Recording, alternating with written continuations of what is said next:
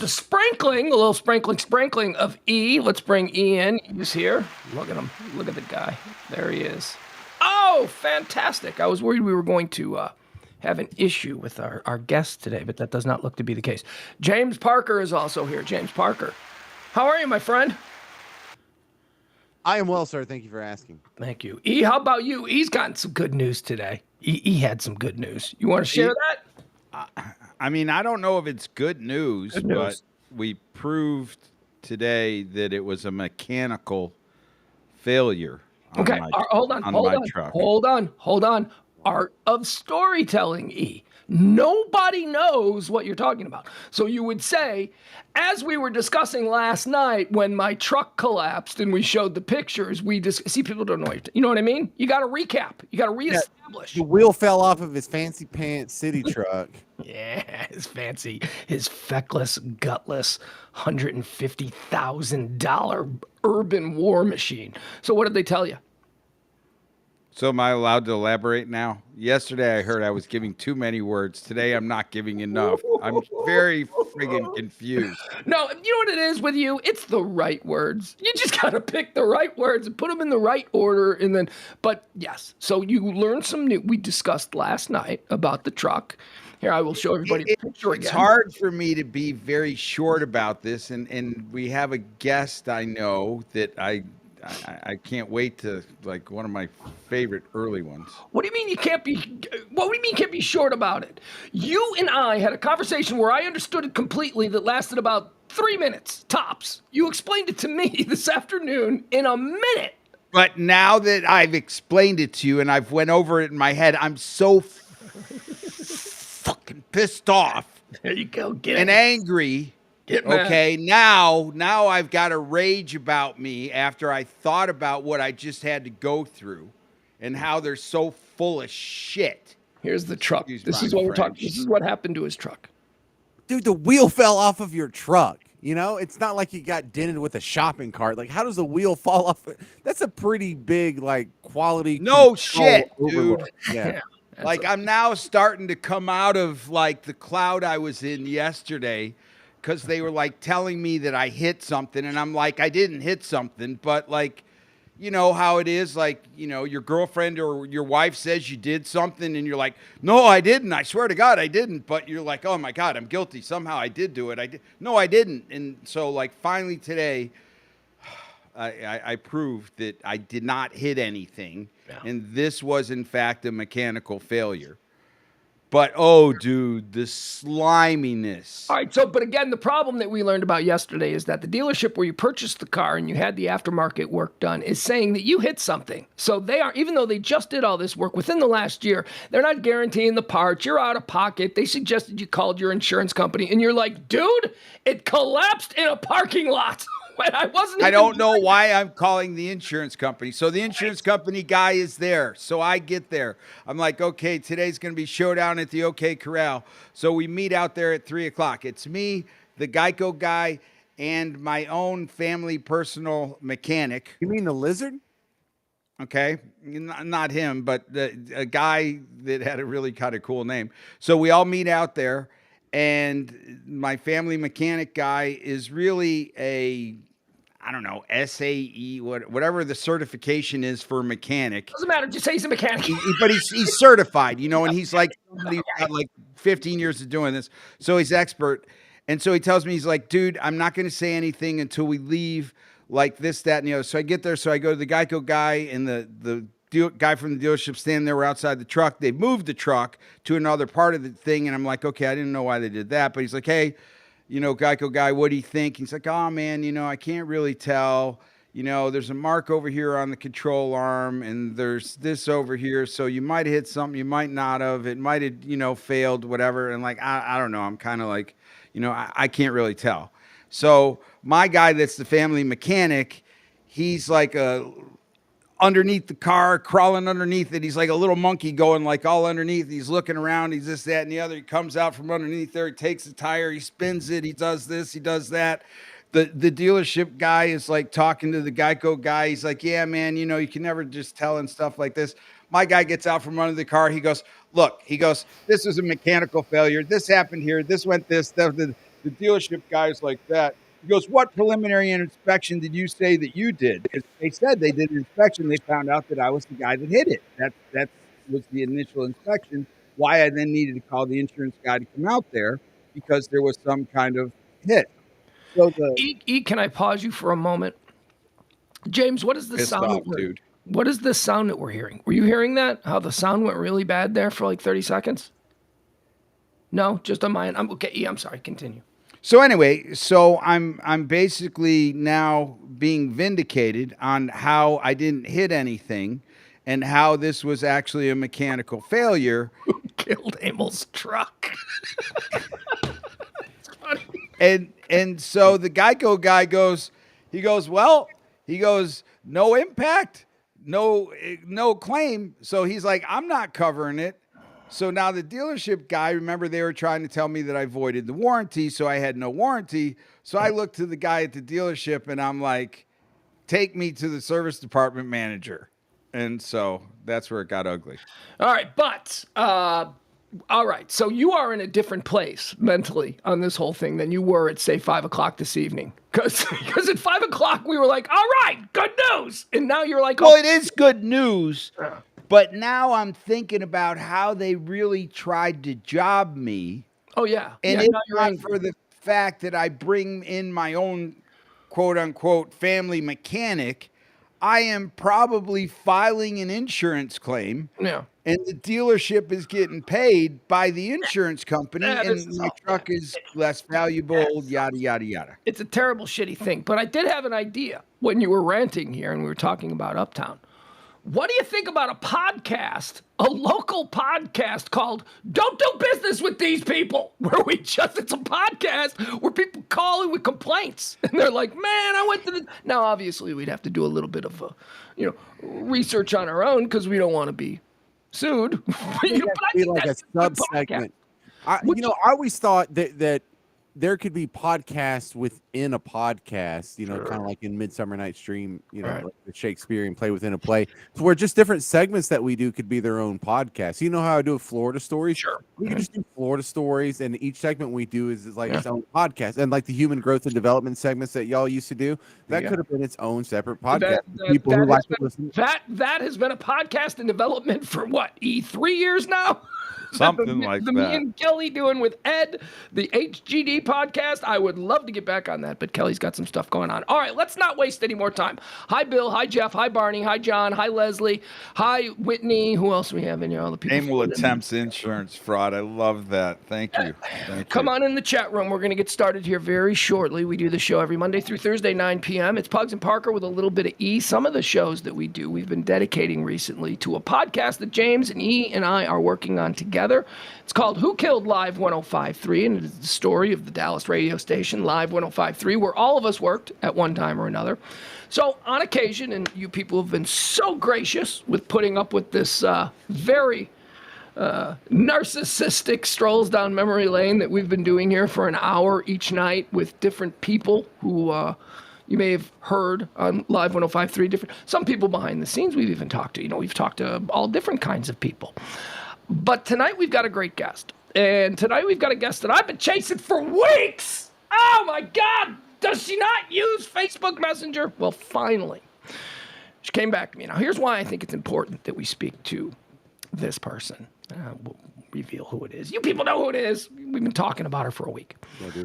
Given the state of the world, given the state of things in 2023, the way media is, the way people are held in check, the way the workplace is expected to be for a woman in 2023, those were not the rules back then. So when we put this, it was, but nobody really, you know what I mean?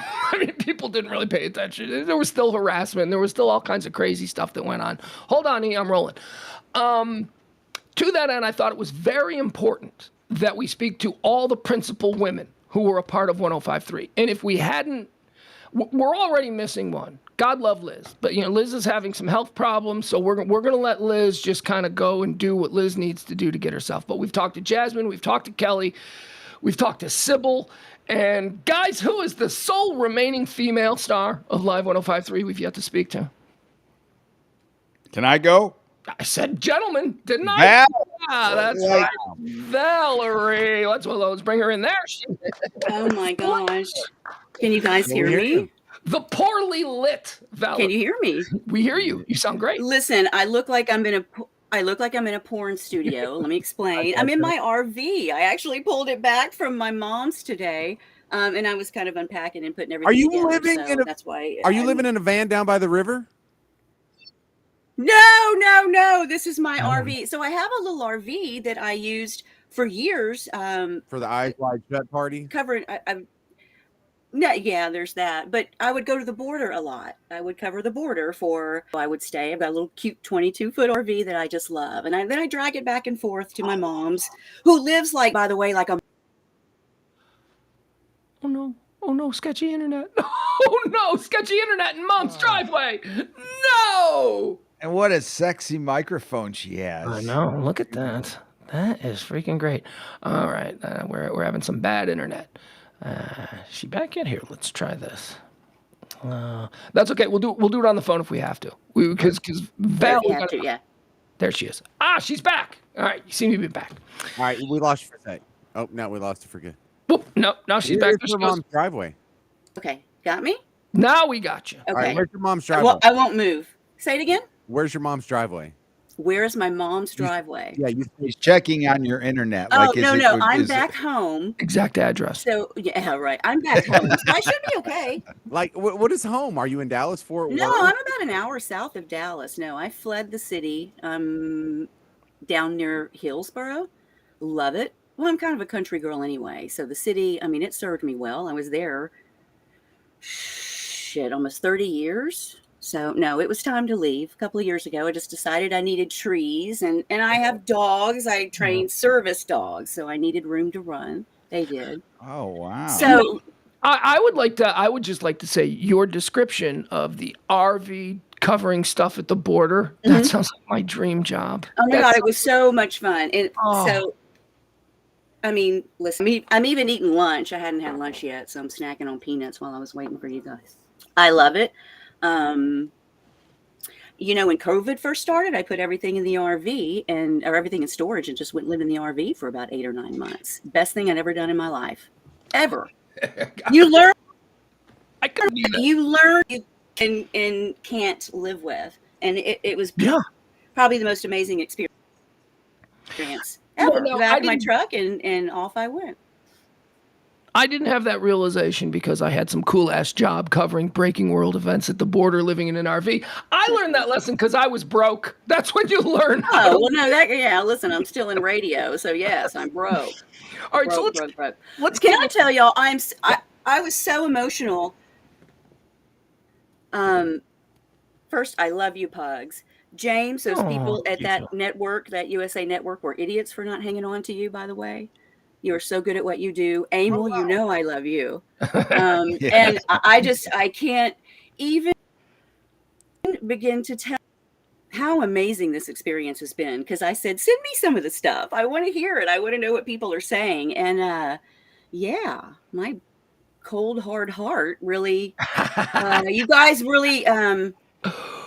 I've gone off and done some pretty neat things, but it will never compare to what we did at this radio station. And that's the reason there's a podcast here, because it truly was a unique experience for just about everybody. Old radio pros I've worked at a dozen radio stations. James has worked at a dozen radio stations. There was something truly special about the very small period of time that this station existed.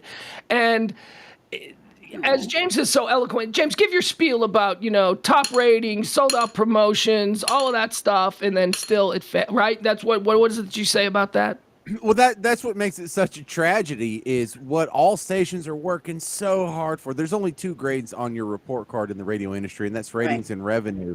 And Live 105.3 had ratings, they had revenue, they could turn out a crowd. There was no problems with the money coming in with the attracting a crowd, and then somehow it still failed. Well, I like the story that Bob told when he was called in to be let go, and they said, we're going in a different direction, and he said, down. In a bad one. I mean, right. No wonder it doesn't make us pay a programmer as much as we have to pay you. We're going to pay a programmer about half what we're paying you. There's that. Listen, y'all are so nice. This is the coolest setup, by the way. So I'm old school. I'm still radio. Like I don't like to be on camera. I don't like for anybody. I hate it. To know who I am, and I'm cool. I'm looking at the chat room. Y'all are so nice. Y'all are so nice. Look at that. All right. I say we have a great like following through there. That's so cool. And the one thing that I could say, and you just like you started out and you said you were emotional, like thinking about it. Yeah. And I can say this now because it feels like the circle has like kind of been completed. Val was like my radio mom. Like I had not done one day of radio. No, none. Zero. Zip. But you know what? You're so easy to talk to. It's because he's always high. Well, then there's that. You're cool. I knew it was going to work. Yeah. I knew it totally. But it was like you really were like you and the other girl, Lori Dobbs, that they put me on like to start. Like she would do the come in and take out.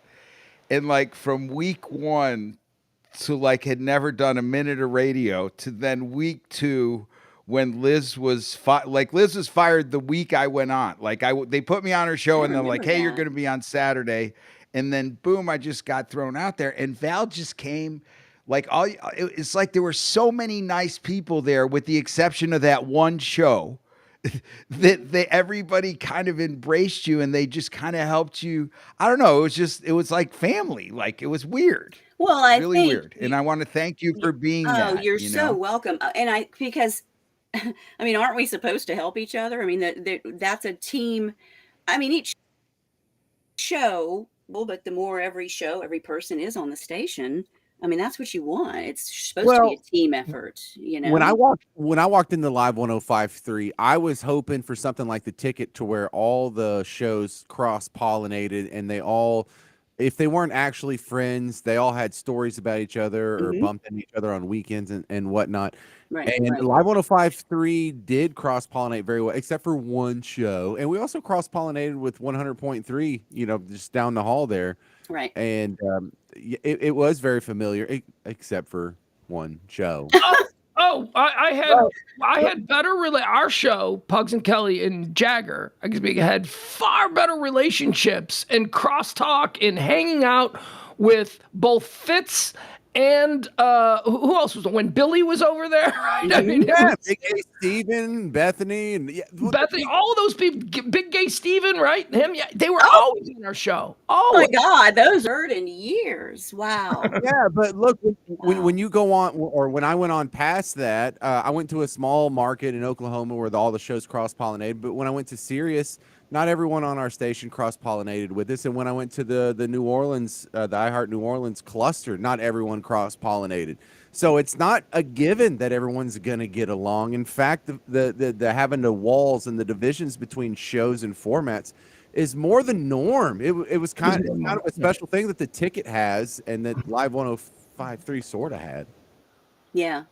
But Val could jump over those walls. Yeah. Val had the ability to jump into that afternoon show that nobody could get along with and somewhat get along on some days and not get along on others, but you could bounce in and out of there unlike anybody else somewhat that was female in that station. Right. Well, and the reason behind that, so there's several different incarnations of Russ's show. But what a lot of people this latter half of his life don't know is I was with Russ originally. We were put in that position after they took Howard off the air over at the Eagle. I mean, let's face it, they put us there to fail. Nobody know there wasn't a station. Howard had been playing really for years. When am I going to sign my contract? When am I going to be gone? Back and forth. And so it kept people in limbo all the time. And they expected us to fail. Every station, every morning show that was pulled, except me, Russ, and Dan Lewis, and we had Scott the call screener. Those were it was it in that room, and they paid us pennies. Every day we would show up and didn't know if we were going to have a job, because it was really just like, hey, you guys do the best you can. But in the meantime, we knew they were looking for someone else. So there were years that I worked with Russ very early on that people that they just think I'm like Everett's ex-girlfriend, crazy Val that pops in and out. But no, there's a lot of history there. And I think there was a lot of respect there. I think from hearing you tell this story that you have experienced people saying things that make you feel that way, but I don't think that's how people see you, Val. I think people see you as a radio professional who was, news and traffic and, that role on the Russ Martin show. That's how I think. Right? Am I wrong? Because I didn't remember you being Everett's girlfriend until you just said it right. Isn't that funny? Yeah. Well, you describe yourself as the crazy girl who would pop in, and I would say, "Don't do that, Val. That's no. Oh no. Well, listen, please. We all have our pasts, but no, there's a whole. You were crazy generation, right? Well, you have to be to do this job. By the way, you gotta be. Yeah. But no, there's a whole generation of Russ listeners that have no idea. Mm-hmm. They have no idea. That never on the first go round on the Eagle. The Eagle is so special to me, and it's I'm kind of watching what they're doing now, and man, I'm so fond of it. We spent years over there. We spent years over there building something really, really special.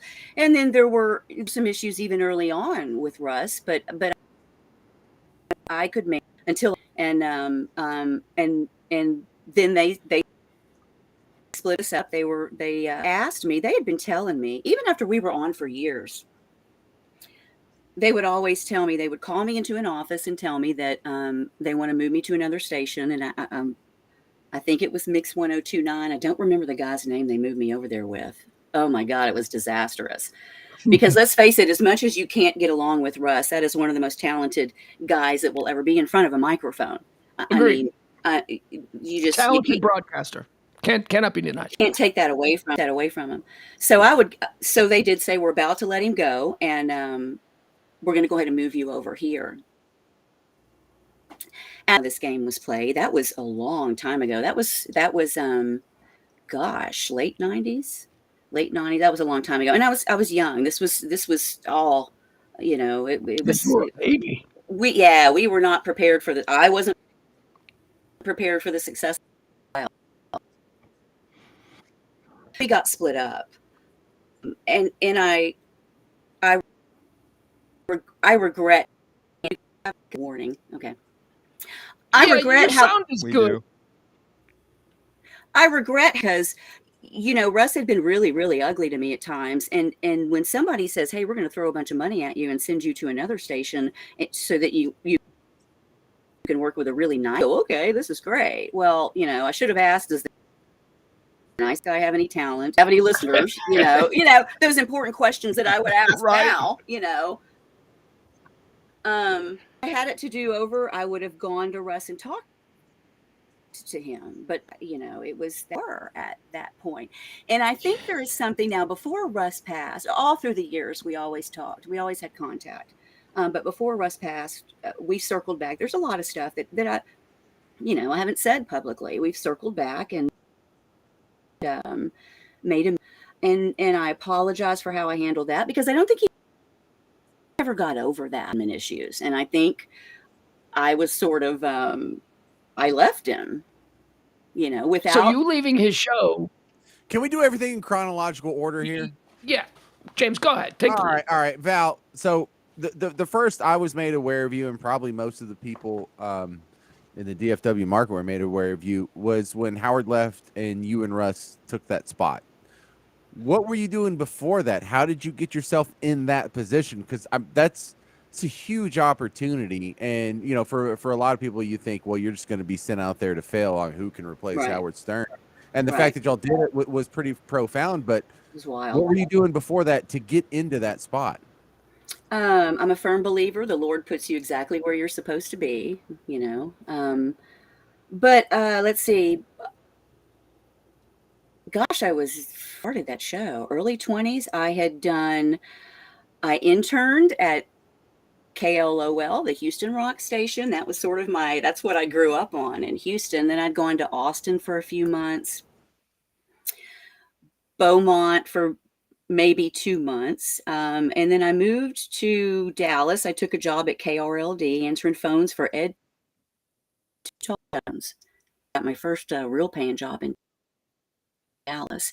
And then Hold on. Broke up. You say you broke up there. Who were you taking calls for? Ed Too Tall Jones. I did he did a show all those years ago, and I answered phones. That was kind of like my first big job in DFW. Second Ed Too Tall Jones reference we're gonna have on this podcast. I was gonna say, I have a question. I have a question. Val? Go for it. Did you ever do coke with Ed Too Tall Jones? No, I've never done coke in my life. Okay, no. Listen, seen Ed do coke? No. All right. He famously did coke on the sidelines in a Visine bottle. Wow. Second day in a row that Ed Too Tall Jones has been a subject of this show. 2 days in a row. I didn't know that. I mean, listen, he was a man about town, but one of the nicest guys well, you can enjoy cocaine and still be a nice guy. This is true. This is true. No, you know what my theory on coke is? I'm always wired. I don't need to go up. like I don't need anything helping me go anything. I need. Take it down there. You need heroin. I don't have the cardio for my natural native state. I can't imagine what that'd be like. What I'd be like as a meth head or a coke head. I don't. So Ed Too Tall Jones had a talk show. Yeah. Was it on KL. Was it good? Awful or was it good? Was it awful? No. Hell, she worked with me. She's not going to say awful. Yeah. No, he can do anything wrong. So, there was an ad. Gosh, I really don't remember. Ad for a show.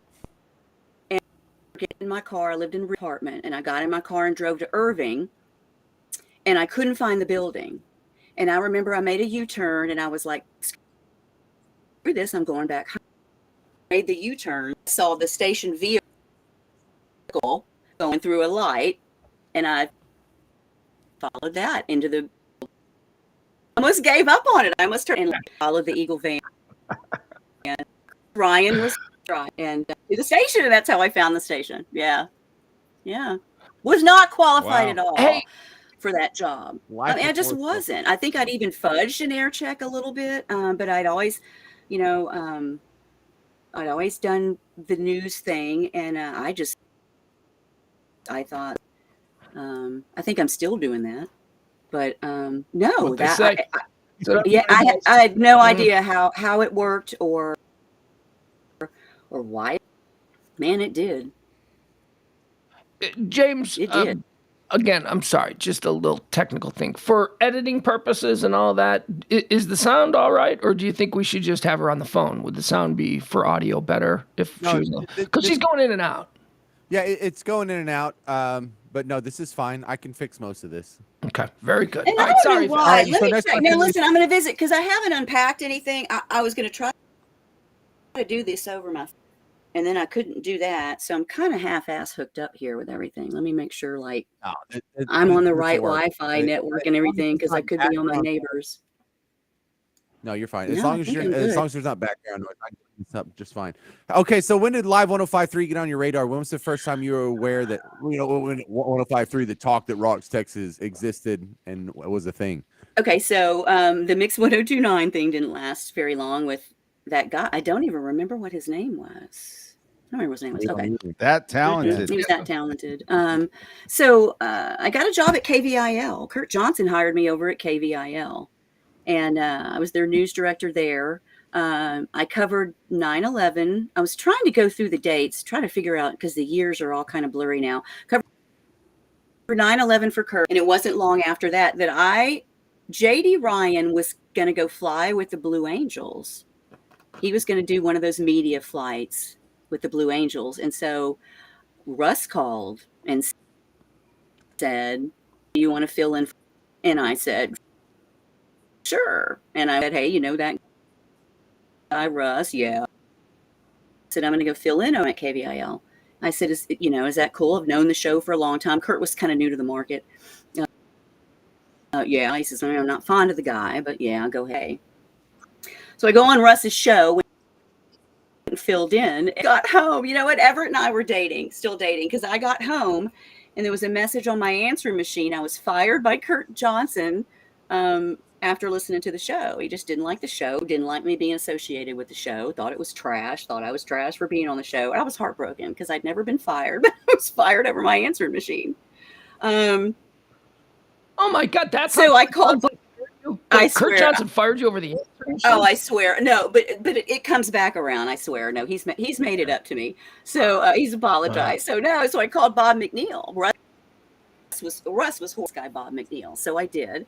And Bob, I met with Bob, and Bob was smart enough to know Howard was on in the morning, and he knew that I had endorsement pull. He knew what Russ and I had done. He also knew that I needed a little bit of wasn't on Russ's show being on in the morning during Howard.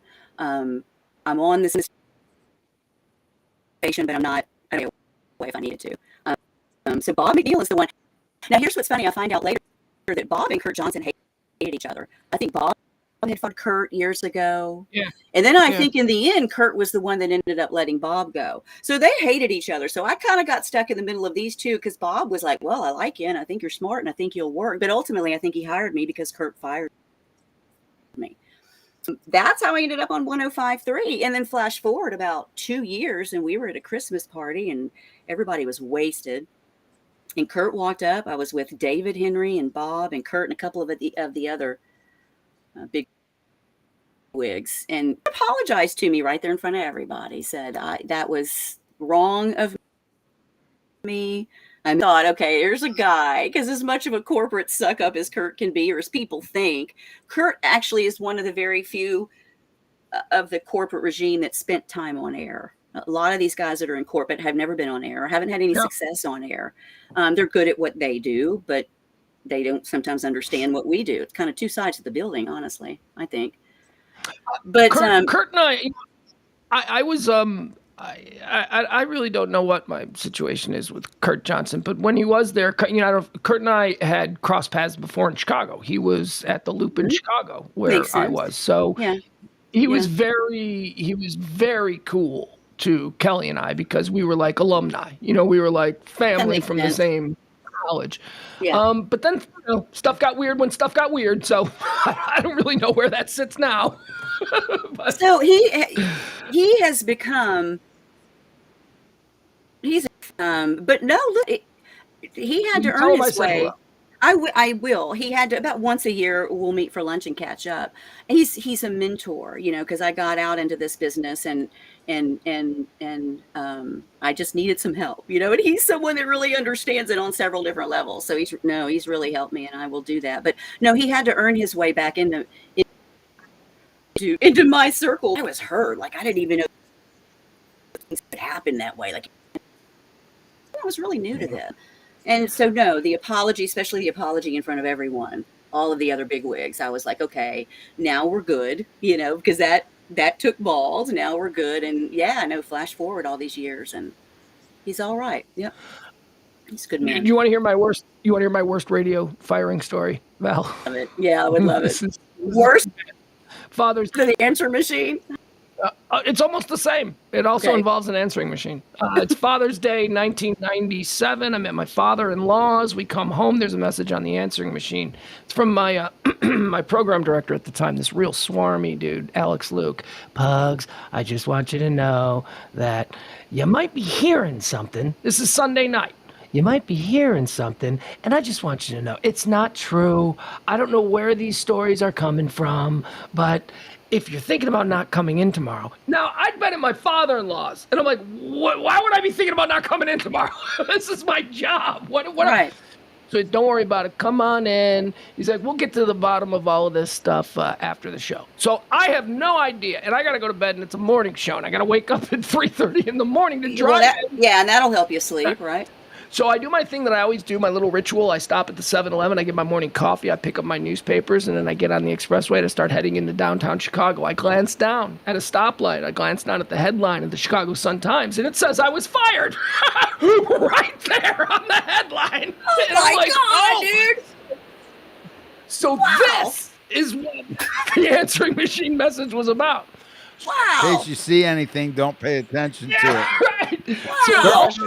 That's for sure. So we also show up, and we're all in the lobby now. It's about 5:15. We go on at 5:30. We're all in the office. I mean lobby. And we're like, what do we do? What do we do? Wow. Shouldn't we walk? Should we just leave dead air? This is some nonsense. The morning newspaper says, and they're letting us on the air. So we did a show from 5:30 to about 9 o'clock in the morning. In the entire show, the entire morning show until that point was about, are we fired or not? And one of our hosts was like, I don't care. This is something that I've never, this is a level of disrespect. Did you get a voice message last night? And I'm like, yeah, I got one. It's like, we all got the voice message. And he's like, let's walk right now. And so the other host said, no, we can't walk. We have to be professional.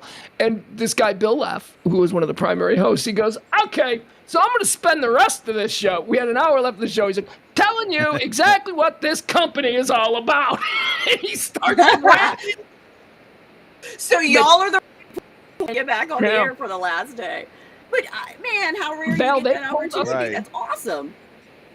It never happens. It never happens. But they didn't come into the studio and pull us off the show. They went into the engineering room and crashed the station. They crashed the entire station. They were probably scared. Because they didn't think they'd be able to pull. They didn't want to be on the air with the mics going, get out here right now. They didn't want that. So they just crashed the entire station. Yeah, radio. It's a son of a bitch's world. I'm telling you. Oh my God. Next question for Val. So you get it live. Now we're the answer machine. And on the Sun-Times front page. All right. So Val, you get it 105.3. You end up on several different shows. How many shows were you actually a part of? Can you give us the list? It's funny because I didn't. Yeah, I forgot. I didn't forget about Mish, but somebody brought up Mish a couple of nights ago. Somebody, because we know Mish. Yeah. Rest in peace, Mish. Brian Beck. We know he passed not too long ago. It's been a couple of years. But the first show you came on with I originally was I wasn't on with Russ on 105.3 originally, or no, not at all. I would just go visit his show. We had spent the time on the Eagle, and I think I'd been away in the process of me being over at KVIL. That's when Russ made the move over here. So I'd left Mix 102.9 and went to KVIL, and that's when Kurt fired me. Well, I had come over to on Russ's show. Gosh, I don't know how over at 105.3. It was fairly new. Hadn't been that long when I was fired at KVIL and Bob brought me over. I was on with Howard in the mornings doing those news and traffic breaks during the morning. And then at some point, I'm not really sure. I don't remember how it all happened because I worked with Larry in the morning. And then when Larry was let go, then they brought in Christy. Remember Christy? And and then at some point, Mish needed some help. And so Bob convinced me to come in a couple of hours early overnight show with him. And I don't remember how all that happened. And then I would stay and do. And then, the Stephanie Anderson, Emil, you and I got to play on the air for a while. Mm-hmm. I bounced her because you said something about being maybe like a radio mom. And now I look back and maybe that's what Bob thought. Maybe Bob thought I could help. A shepherd for young talent. And that's flattering. But you also had the ability. I lost her. I can hear you. No, you didn't. No, you didn't. I can hear you. Right? No. You guys all locked up on me. Like everybody locked up on me. It was weird. But yeah, no. I was just like impressed with your ability, like you said, to play with all. It seemed like the different shows, and you could not only tie a show into the station and help a show that was new or that was out there and was looking to kind of get in the groove. Like you were good at doing that, connecting the dots to like that Monday through Friday crowd. And I was always kind of impressed because I was like, how is it that she can travel into Russ's show and come out unscathed? But there was really nobody else on the station that could come from outside of that bubble, go in there and come out of there. I mean, yeah, they'd portray you as crazy sometimes. You know, that was just kind of their bit. But you still would go in and get out without really any repercussion. Well, Val, go ahead, answer. I'm sorry. Well, I was going to say, that y'all didn't see. I mean, there was, he went back and watched Jasmine's interview with you guys, and she used the term trauma bond. Wow, maybe trauma bond, like the trauma that I experienced at times. Well, throughout a lot of dealing with him. I mean, he was broken, and I loved him even when he wasn't. Yeah. So I know on the outside at all, it looked like I would come out of there and no. There were times I'd gone into Bob's office one day and I said, "Okay, I'm worried." And he said, "About what?" "I'm driving down the road, headed home." And y'all know what it's like when you've been on the receiving end of it. When he's talking about you on the air, you're driving down the road, and then then somebody like an Everett will jump on, and you're like, "Hey, asshole, keep your mouth shut, sit down." And then the Dan started getting comfortable jumping. Dan O'Malley, which by the way, I'm the one who had him hired away from KVIL. Bob needed someone. See, I'm the one who got Janice. Well, Mom. don't bite the hand that feeds you. Oh, yeah. So even Dan became comfortable jumping on me, and I was devastated. Like I was like, God, what did I do to deserve this? There's a whole lot of like, but I thought y'all liked me. Why are you being so ugly? Man, I have like these grand thoughts of pulling in alongside of the building. You had to swipe your card and the gate opens. I would have these thoughts of turning around and going back to the station and walking in and killing Russ on the air. Like I would literally have thoughts of killing them all. I knew he was armed. And so I thought, Pugs, can you go ahead and mark that so we can put that in the promo? Can we just make the promo, right? That's hot. I think we just uncovered the hottest thing yet of any interview. I remember, and I told Bob, I said, Bob, listen, can you help me with this? Because this is not good for my mental stability. And it was funny because I even knew, like I said, Russ was armed, and I knew, well, I could get off a couple of shots. Who would I go for first in that room? And let's face it, Russ would have wanted to die on air. So I was like, this would be great for ratings. I mean, it was in my mind. And I told the next morning I pull in and I go to swipe, and for whatever reason it didn't work. I didn't hear out, and I said to myself, oh my God, Bob turned me in and I'm fired. Like they thought I was really going to shoot up the building. And so he cut me. But I'm sitting in the parking lot at 3:00 in the morning. No. And then headlights come up behind me and it was Larry. So, I looked at Larry and was like, my card don't work. So Larry swiped the card, beep. And we was walking in thinking, I don't belong here. Like I was fired. My card. It was just glitch with the card because I went right in with Larry and I go, Larry, I don't think I'm supposed to be here. And he goes, what are you talking about? I said, I told Bob yesterday that I just wanted to come in and shoot up Russ's studio. I was so mad. and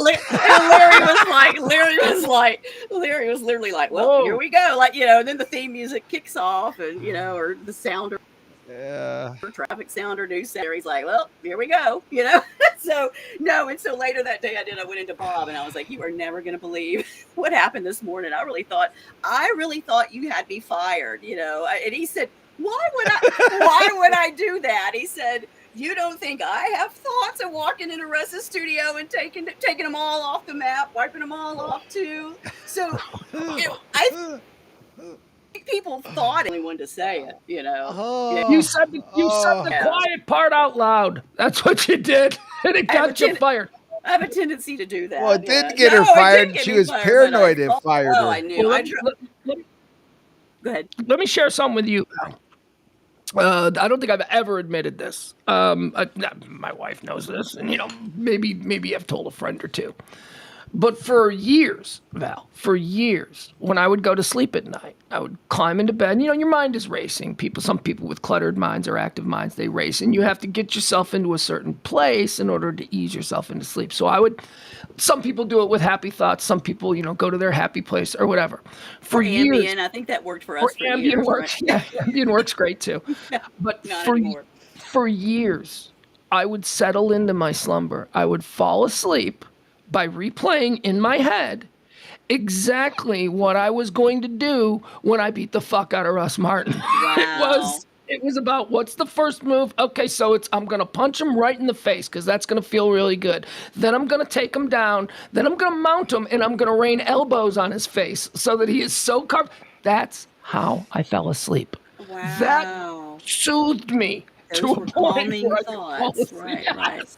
It took me to my happy place. No, wow. So you're not alone. I think a lot of people may have had those kinds of violent thoughts towards him. Well, because none of it ever made sense, and none of it ever made sense. You stood. And it's funny because and say, how did you deal with it for so many years? Well, he really did, and y'all made a really good point. I think when Bob left, I think that's when the guardrails sort of came off, the bumpers came off. I don't think he had a lot of respect for Gavin, and you saw that play out. Substitute teacher. Gavin was a substitute teacher. So Russ was a handful back, early on, but no, things did change. But maybe he was afraid of me. I don't know. We always circled back around, and I understood him, which is kind of scary, but I understood him. He was broken, Okay. Go ahead, Emil. And the guy that I really feel got the shortest end of the stick, and I'm not a Gavin ass kisser here, but I really feel like it was Gavin, because when he came in, he had almost that like high school rah-rah, everybody, this is going to be good, it felt like to me, because I had zero experience, and he was like connecting me to all you guys, and it was like one big family. And then all of a sudden, Russ just started to keep on manifesting into this personality that Gavin was like almost subservient. Like Gavin's relationship with Russ was different than Gavin's relationship with all of the other shows. I think Gavin enjoyed the star turn, though. I think on some level, Gavin enjoyed being in the spotlight and being a part of all that madness. Well, sure. I don't know a lot about Gavin from where he came. I know he was in Chicago. Okay. Yeah, he did from there. Yeah. Yeah, he born in Boston, worked in Providence, and then Las Vegas, and then Dallas. But I recognized. I remember he was young. I remember we were in the meeting. Everybody was like, "How old is this guy?" And I think I asked him, if I remember correctly. I think I was like, "Yeah, hi, I got a question." How old was he when he took over? He's my age, so like 34, right? 35? Because he was mid-30s. Gavin was. How old was Gavin when he got the job? I don't remember. But I knew he had to have done something to deserve it, And I mean, look at him now. Which I have to tell you, this is so funny. I still do work at Odyssey. I do stuff for Texas State Network. I do stuff for KRLD. Right now, I'm filling in on a couple of stations down in Houston for them, doing some news and traffic stuff. I'm sorry. Are you working with Drew Anderson? So, okay, funny story. So I don't answer to Gavin. Gavin's above me, but I guess I technically do. I answer to a guy by the name of, I answer to someone else. But I sent an email shortly after I started at Odyssey, and you know how hard this was for me to do? I mean, it took me days to get up enough courage to send Gavin an email. Now, I don't think we ever had any problem. No, we did. Like the time that he did an employee review for me and Christy. Oh, and gave us like really crappy numbers. What? Okay, and I was okay. I know that we're. I don't care if we get in the weeds on this. I want to know about this. Okay, so the employee review. So Christy and I, so we hardly ever came. Well, no one ever came in the studio when we were doing Christy Howard Brown. She's now Christy Cisneros. She is. Yeah. I worked with her. She loves you so much too. Yeah. She loves you. She's so neat. Christy Cisneros, Christy Brown, that was pretty little Hispanic girl, beautiful.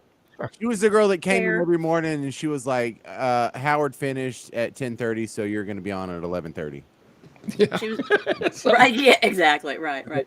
So, okay. Yeah. So Gavin gave us kind of crappy numbers. I mean, it was like, I don't know, on a scale of 1 to 5, we were like 2s. And I'm like, look, dude, like, you're not even in this building by 9 o'clock in the morning. It would be nice if somebody struck you. And I did. I was furious. And I went to, I don't remember who I even had gone to. We got another review. We got a different review done because I said I would really time on Russ's show and more time in the morning and actually looking at us to give us a review for the job that we were doing, because not a lot of people, and I don't know if Gavin really would have understood. I think he was sort of new a year or so. If Christy, when Larry moved on, Christy moved into that position, and if somebody were to pull the plug, I don't think Gavin would have known how to get everything back on air at that point, so because it was like, this is my career, dude. Like, I understand if there's a personality clash or whatever, but you just gave me really piss poor numbers on our reviews. So we ended up having to give, so we kind of had little run-ins like that here and there. So, okay. So let me, so the program director, your boss, gave you a shitty report card and you said, this is bullshit. And he changed the report card. Yes. Yeah. That was leadership. Well, he did for your benefit. Right. Well, it wasn't fair. I've had a hat on all day. This is the worst. So it wasn't. It just going, look, and it. I know you're enjoying going on Russ's show, but you can't really give us a review if you're not really coming in and like reviewing us. So to redo this, and we've had. I saw him at Russ's service. So I don't have a problem at all. But here I am, starting over at Odyssey, and I'm like, dear Gavin, hi, so glad to be joining the team. Something like, if you need it, because I love the Texas State Network. I grew up listening to it, and I report for another national network too. I still go to the border. So I had to send this email, kind of come crawling back. If you ever need anything, I never heard back from him. I've never gotten an email back from him. So, Hold on, James. Let me double link back on this whole Gavin thing. Do you know, so you were not, there were moments on our show where you would pop in and be like, oh, hey, Val, and yeah, what's going on, Val? And, just nice little moments, but there weren't a lot of those moments. Do you know why there weren't a lot of moments where you were on our show? Because we were told not to have you on our show because it would make Russ mad. Mm-hmm. Yeah. By who? I was told that directly. From who? Hey, man, I heard you with that. Gavin. I heard you with Val today. Look, Val's great. We all love Val, but if you wanna, it's gonna cause problems with Russ. And I'm like, oh God, more of this. Really? Oh man, yeah. And that's not cool at all. By the way, that's no, not that. I don't. And I have much respect for Gavin. Seriously, look at what he's doing now. Seems to be doing okay, but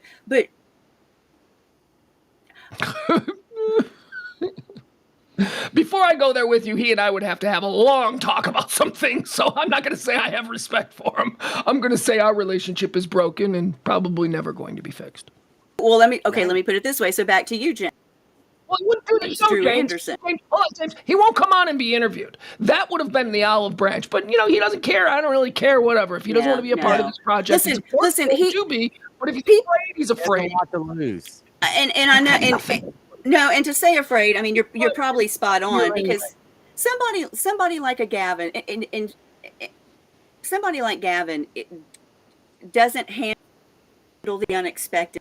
He does really well, as the corporate guy and keeping that stuff in place. On air takes a different personality, takes a different mindset. And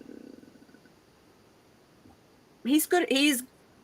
I think he wanted to be on air a lot. a lot. And I mean, I think that's fun. I think that's neat, but it caused a lot of problems. Like I said, I went back to the, going back to the reviews. I mean, and I did. I remember telling the HR director, I forget who it was.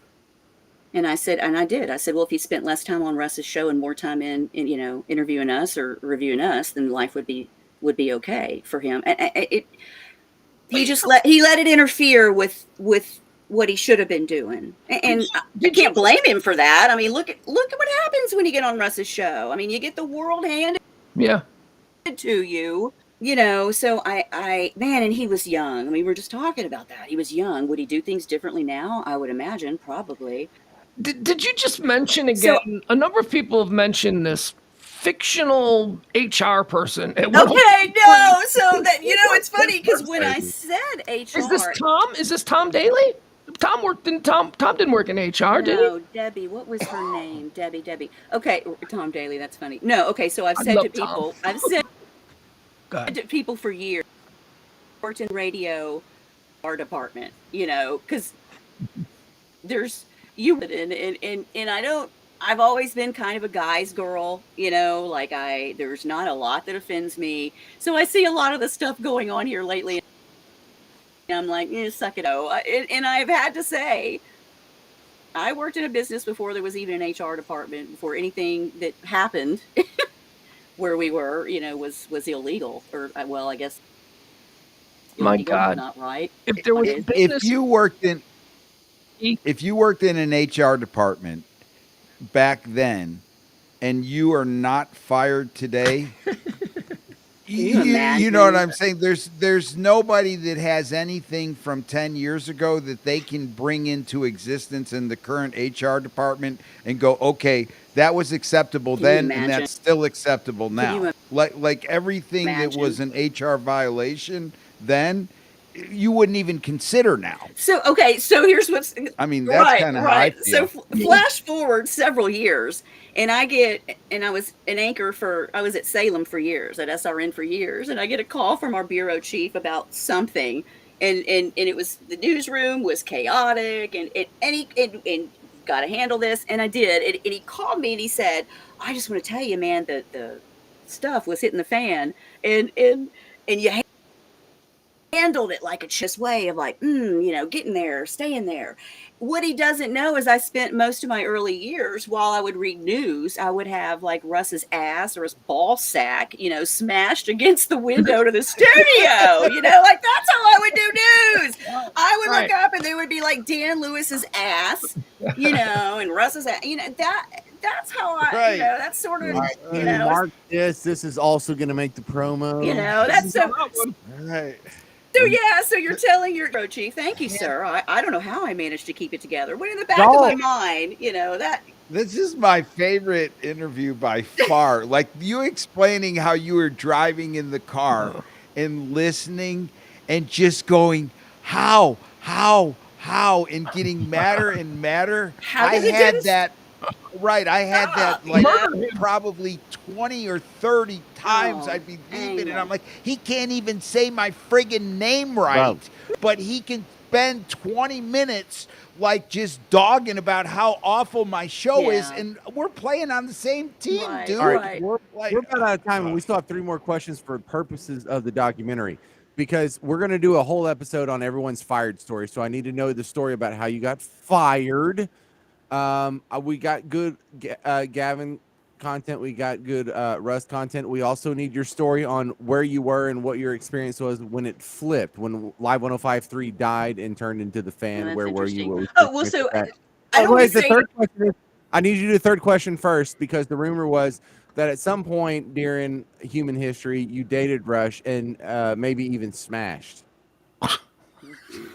Wow. Classy, James. Whoa. Wow. That's what you get. Just rolling out softball. Can I tell you, by the way, like, I know I have things that have needed to be said for years. I always wanted to talk about, but I never had a forum to talk about it. And a lot of people have asked, why didn't you go on with Dan O'Malley? And there's a little bit of conflict there. Before Russ passed, there was 2 of them. I think Russ felt there was a lot of betrayal on behalf of Dan. On the part of Dan. On the part of Dan. You think that Russ felt betrayed by Dan? I know he did. Yeah, I know he did. And so I'm not. Why? I haven't been comfortable in any forum talking about any of this except y'all. So I appreciate the opportunity to do it. But hold on, James, what are you doing back there? Are you traffic copping? You want to say something? Yeah. Why did he feel betrayed by Dan? I thought that they were, father and son radio kind of thing.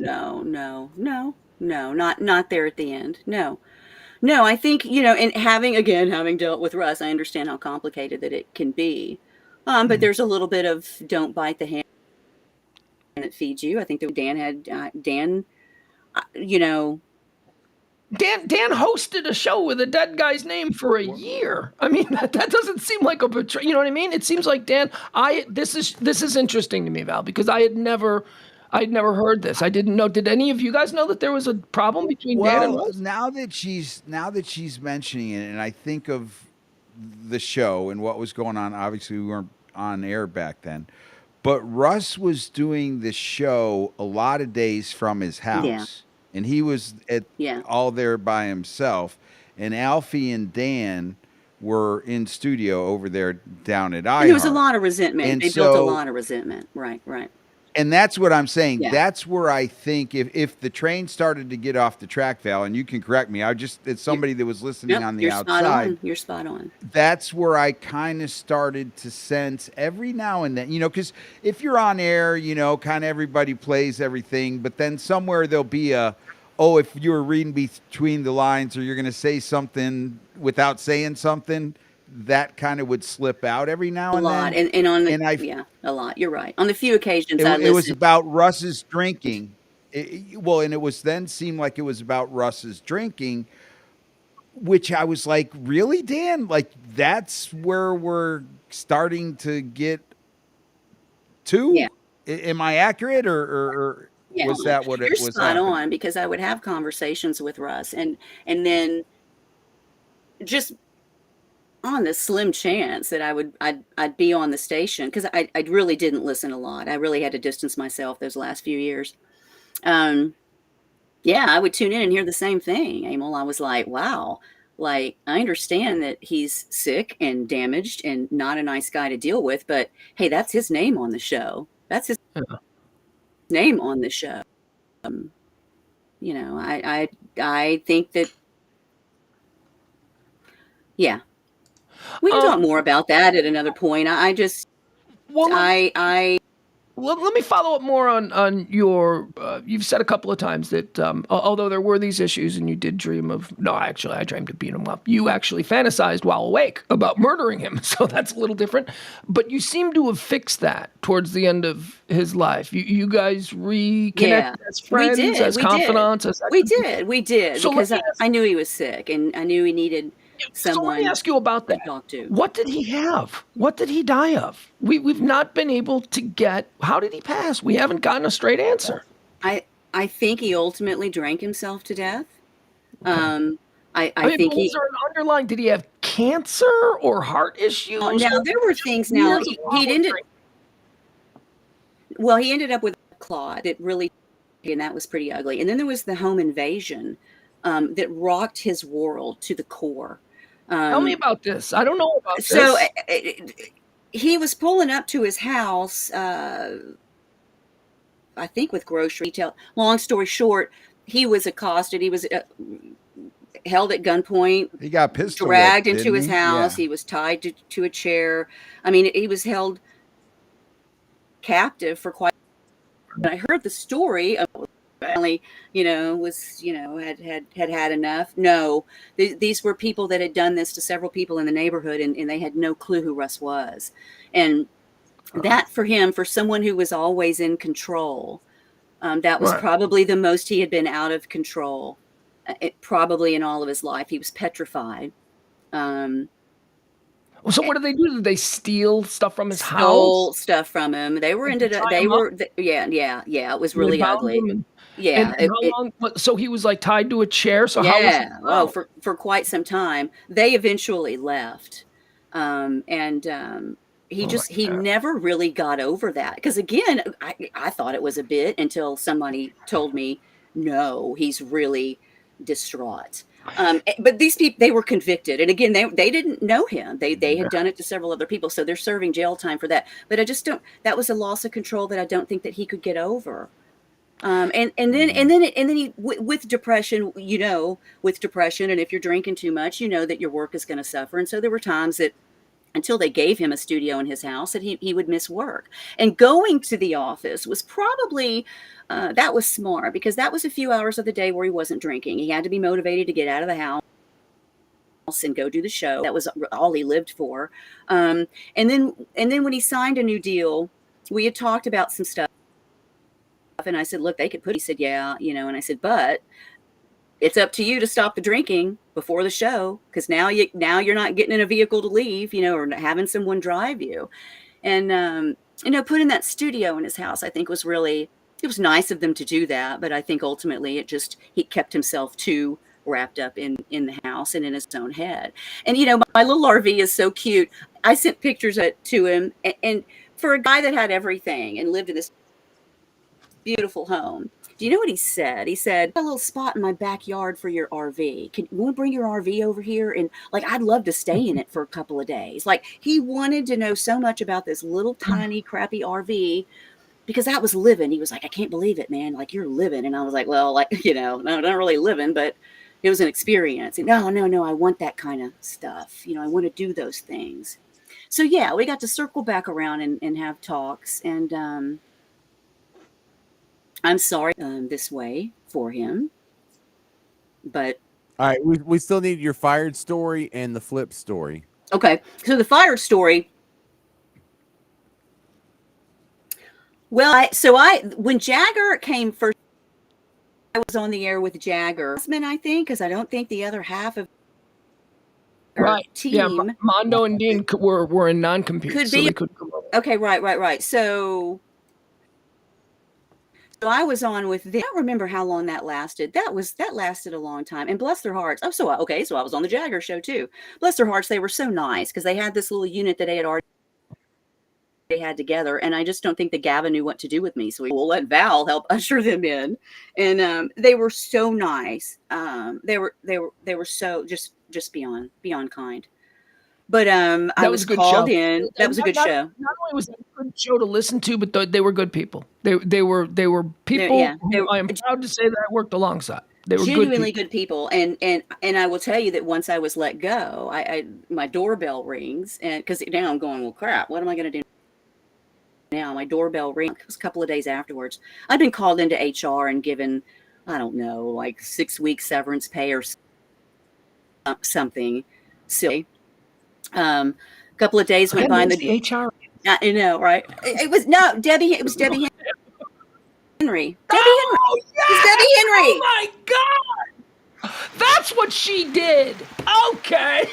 Yes, that would make sense. She's the lady I went to when I had insurance problems. There you go. Okay, she handled it all. She was like business manager, catch-all, HR. Oh yeah, HR. We'll let her handle HR too. So just that's who it was. Yeah. So a little, like 6 weeks pay or something. I don't know what it was. I don't remember. But I was like, well, crap, what am I going to do now? I'd saved a lot, because you make it that station. Holy cow. But yeah. So 2 days later, my doorbell rings, and it's a flower delivery from Jagger.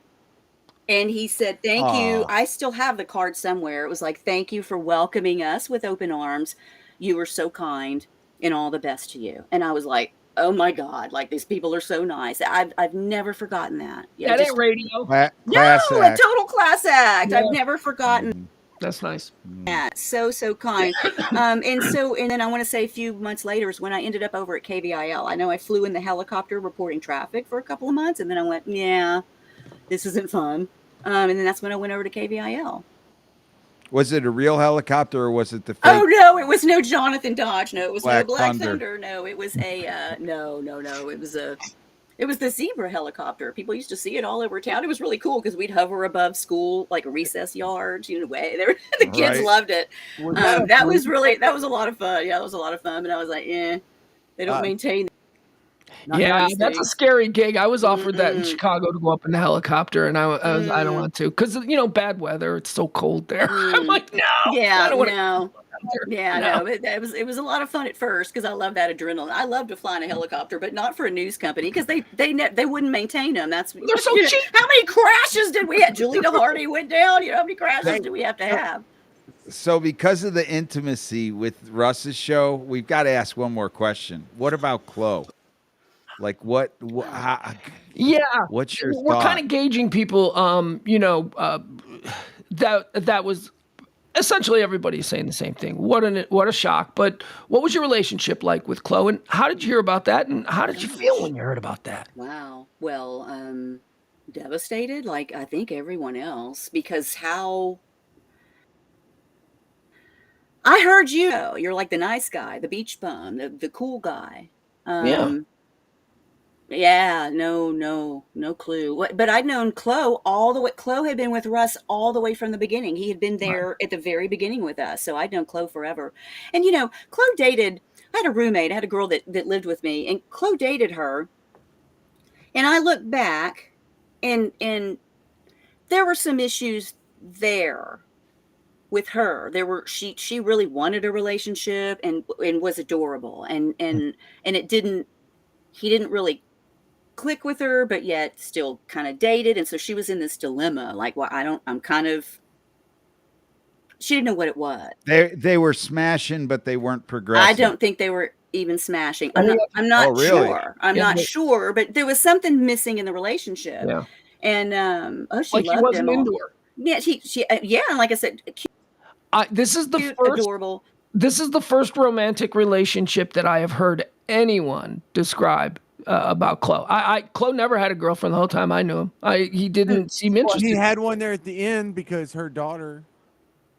Yeah, he dated. I think this. Yeah. But he wasn't like a guy who you're on the Russ Martin show and you're Chloe, Mr. DJ, and always in front of a crowd. You can have groupies. You can be, as James would say, smashing all night long, and then that was never anything that Chloe seemed to take advantage of. Yeah, I mean there were all of the drunk stories. He was a partier, but well, yeah. Now that you mention it, I think the girl that I know is the only, and we know her, is the only one that's the only one that I know that ever had any sort of intimacy.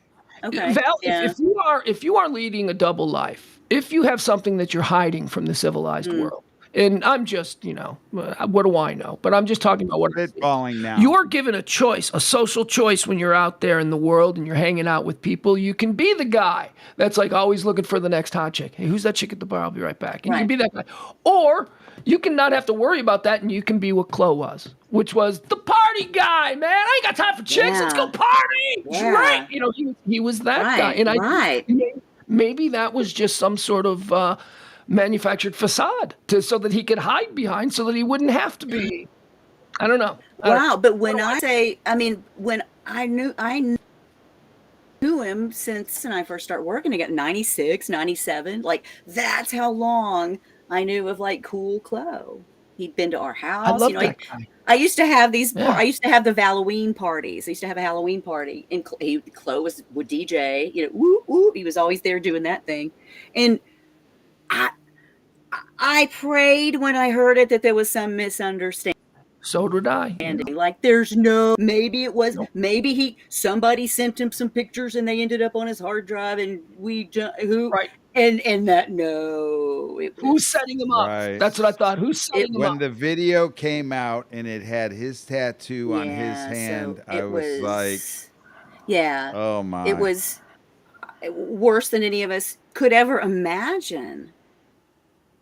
Yeah. I mean, that's just what I said. I said, like everybody, I think there's not one person, if you did the interviews of who killed 1053, they would have gone, Chloe. Oh yeah. Sex offender, like that's what I would have said. Like there was so far out of the realm of possibility. Right. We because it's a creepy subject and we're all uncomfortable talking about it. We didn't establish what we're talking about. Chloe is a guy who worked with us at the station. For those of you who may not know, he worked with us at the station. He was everybody's buddy. He was a big part of the Russ Martin show. He was the one guy on that show that was on our show a lot, who would hang out with us. All the time. And it turned out.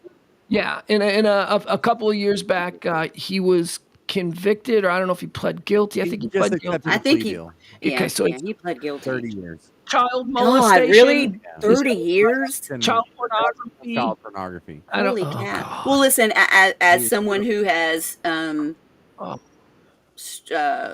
going to say been a victim, but I'm no longer a victim of molestation. He can sit in there for the rest of his life and then some.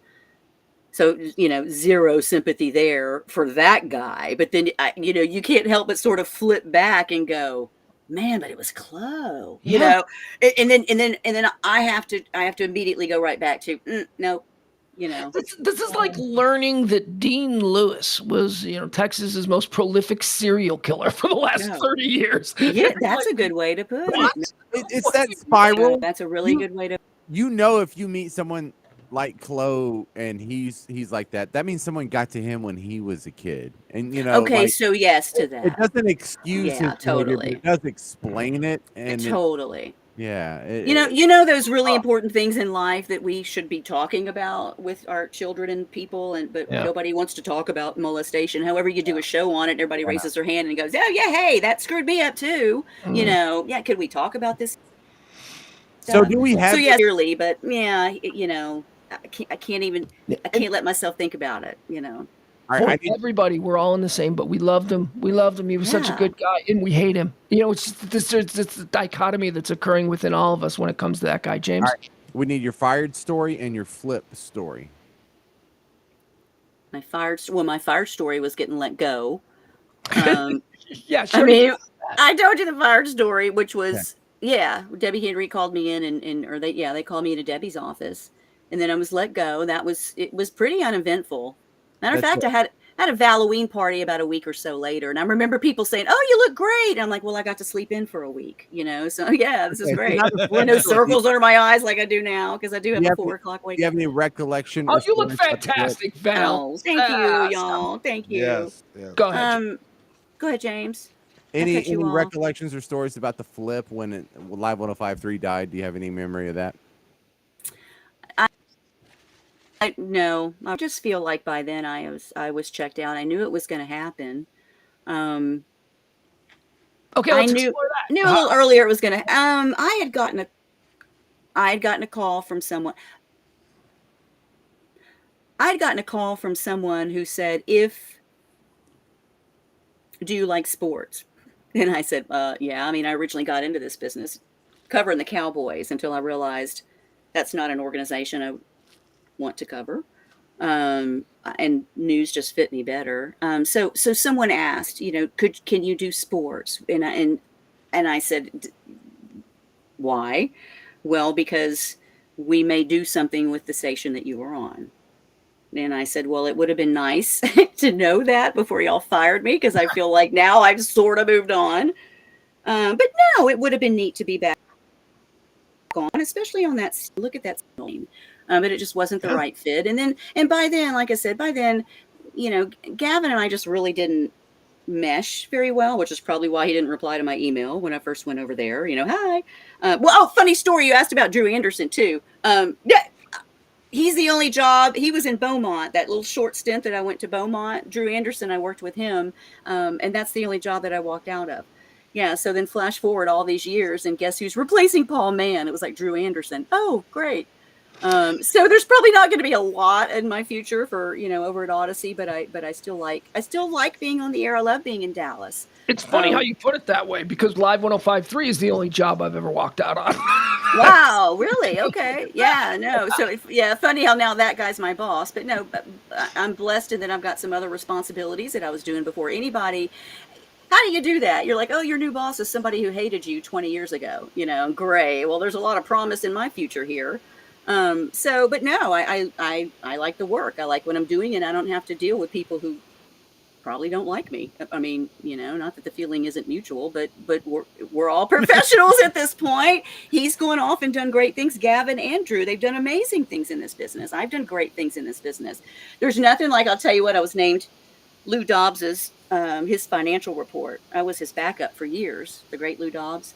And I remember them calling me to the office and asked over at Salem, and I said, yeah. And I flash back to running naked on the tollway with Russ, or hanging out at, what was that club, that nudie bar that Pantera owned, that Daryl and Vinny owned? Clubhouse. Yeah, Clubhouse. so I'm sitting in these meetings with all these people, that consider me, quite respectable in the business. And I'm like, yeah, remember that time we were at the nudie bar with Pantera and, and all that fun stuff that I used to do. So I I don't want to rock that boat, but in the same time, I've got a truth to tell, and I have things that have to be said, or they need to be said. There's a lot that could be said. I still get a lot of questions about Russ, and there's he went and died on my birthday. It's yeah, that was 20 years earlier. That would have been I know. I thought to myself, well, the son of a bitch, really, you got it was determined that the time frame been on my birthday, so that makes me laugh. That makes it almost full circle, and I feel his presence. When was the last time you had talked to him? About when was the last time you had talked to him prior to hearing his passing? About 3 months prior to hearing his passing, and we'd had words. We had everything had been so lovely. We talked for months, and then all of a sudden we had this conversation, and it was like, back to the old crazy Russ and Val, our relationship was very hot and cold, very bipolar. So you've been greatly generous with your time, and we're running a little bit late, but I do want to explore that for a moment, if you wouldn't mind. What we talked about it. What, James? Because she dodged. James really wants to know if I know he does. I know he's sending me private messages going, you ask her, and I'm like, I know. By the way, your guest gets to see those private messages too. They were all right here. Ask her. Yeah, just so you know. There you go. So I love you, James. So my question is, I totally lost my train. How they got on at odds 3 months prior to his passing. Yes. I guess that he'd had a little too much to drink that night. I think I don't drink much at all. I mean, I drink enough during that era for 4 people. So I live a pretty peaceful, quiet life, pretty boring life, but so I think I had gone out somewhere and had a couple of beers, and so it was like pulling the pin on the grenade for me. Like he said something, and then I just went kaboom, and I felt so horrible because I was like, wow, like we had come so far, and about even working together again. That was something that he wanted to do. Like I said, there was betrayal. He felt he didn't want to work. So he felt like he had to rally some troops to kind of go back and get his show back is what he wanted to do. I want to go back and get my show, and we can do it. And I said, I'm the only one that could do it with you. Or that was early on because I didn't know everything that had gone on, with him and Alfie as well. And so then began the conversation of, well, tell me, what's going on. And so we did. We talked for probably a year and a half, and then about 3 months before he died is when we had words. And that I think I had texted him. I'd moved down to this area, and it was beautiful. And I was like, listen, I got my RV at the end of the driveway. Come on down and see us. It's near a lake. Come hang out. Man, maybe I'll do that, he would say. Maybe I'll do that. V, he would call me. Maybe I'll do that. So there was, after the argument, we texted a couple of times, and then that was it. And it was really weird because Everett texted me about the middle of February, about a week or two before Russ died. Everett texted me and said, hey, I need your address because I've got an Eat My Pie CD. I've got a CD for you. Do you want it? And I was like, yeah, So I gave him the address, and I almost asked him, because I had been out of the situation for a while. I almost sent something funny, like, well, is Russ still alive, or something stupid like that. It was about a week. Oh, my. It was about a week, but I was like, and I didn't, thank God I didn't send the message, but I did. I thought it. So, what's Russ up to? And no, and then a week or so later, I got a text from the person that handles his estate, is the one who said, I need you to know. And then J.D. Ryan texted pretty quickly, and then the news hit, and it was crazy, you know. I'm not surprised, but so very sad that that's how it ended for him. If a lawyer called you, were you written into the will or something? No, no. All I wanted was this Galaga game. I was like, he had this bitchin' like stand-up Galaga game. Like, if I, you know, he had all those toys in his house, and I was like, I just want the Galaga game. Like, I don't want anything. No, Right. no. I just knew, I knew this person. She knew, they knew that I knew, and I knew that it's a she. I knew that she was in charge of his estate and his will. He made that perfectly clear. He had made some changes, as a matter of fact. I think there was some stuff going on with him and Dan to the point to where he had made some changes with and put all of that into her hands. Because again, he had lost some trust. But no, she knew I would want to know before the news hit the papers. And so. So let me ask you the same question about Russ that I asked Dan O'Malley, and he was so eloquent in his response. I have absolutely no doubt that you'll be the same. But where do you think Russ's drive for this unnecessary cruelty to people came from? Why was there just this dark? Because people have described him on this show. They've told wonderful stories about him being generous and him having these moments where he was actually a very kind dude. And then we hear 80% of the rest of the stories where it's just unnecessary cruelty. Where does that come from? What do you think was going on with him? Man, I knew he was damaged. I knew he was broken. How? There were some issues childhood. I think he had a really complicated relationship with his mom. Isn't that funny? It always does come back to that. I mean, come on now. He had an issue with his mom. But I mean, as far as I can tell, they had made amends and everything was, was good to go. But I just don't think you get past, some things. Do you think he enjoyed it? Do you think he derived some kind of? I don't know. Well, and I don't know. Well, then there was a part of me that would say, well, he's only doing the nice things because he's doing the 80%, the other stuff. Yeah. It camouflages the behavior. Yeah. But then I would see him do things like from the bottom of, so his fire and police found, people say the story is from some of the people that were with him there at the end that he started that after 9/11. Well, ultimately he did, but it goes way back. Early on the air, we were there were some firefighters over on the west side of town, and in a church or in a building, and the roof collapsed, and there were 3 or 4 of them that died. Well, a couple of them were firefighters with the city of Fort Worth, and they had insurance, life insurance, but cover it because they were volunteering for another little small town department. A lot of firefighters do that. I know, right? They've got their income, but if you volunteer for a small town and you die in that fire, a lot of times that insurance doesn't cover it. That's what happened. And he was devastated. And I come from a family of law enforcement, first responders, and my uncle was, the chief of the little volunteer department I came from. And I said, no, this is how it works. And he said, what can we do? I said, we can go collect money for these guys. And we went to Springtown or Samson Park, somewhere out in that area, and we stood on the street corners with boots and buckets and collected thousands and thousands of dollars for these 2 guys.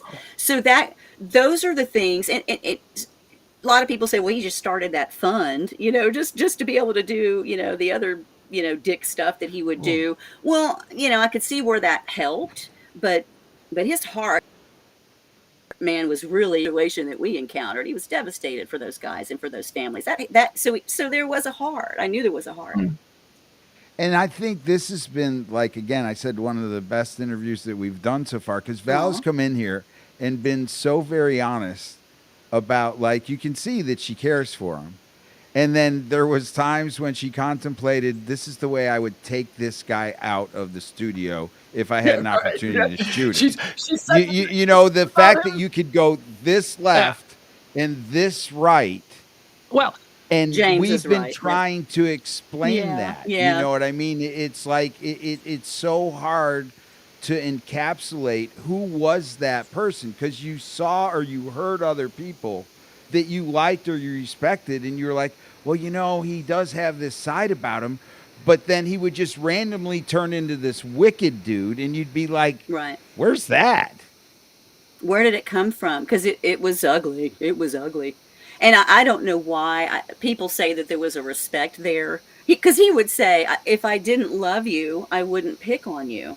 You know, and I'm like, well, could you not love me? I mean, can we fix this? Because this is not love. And it really did. I mean, I can't even tell you, the trauma. That was a good word that Jasmine brought up.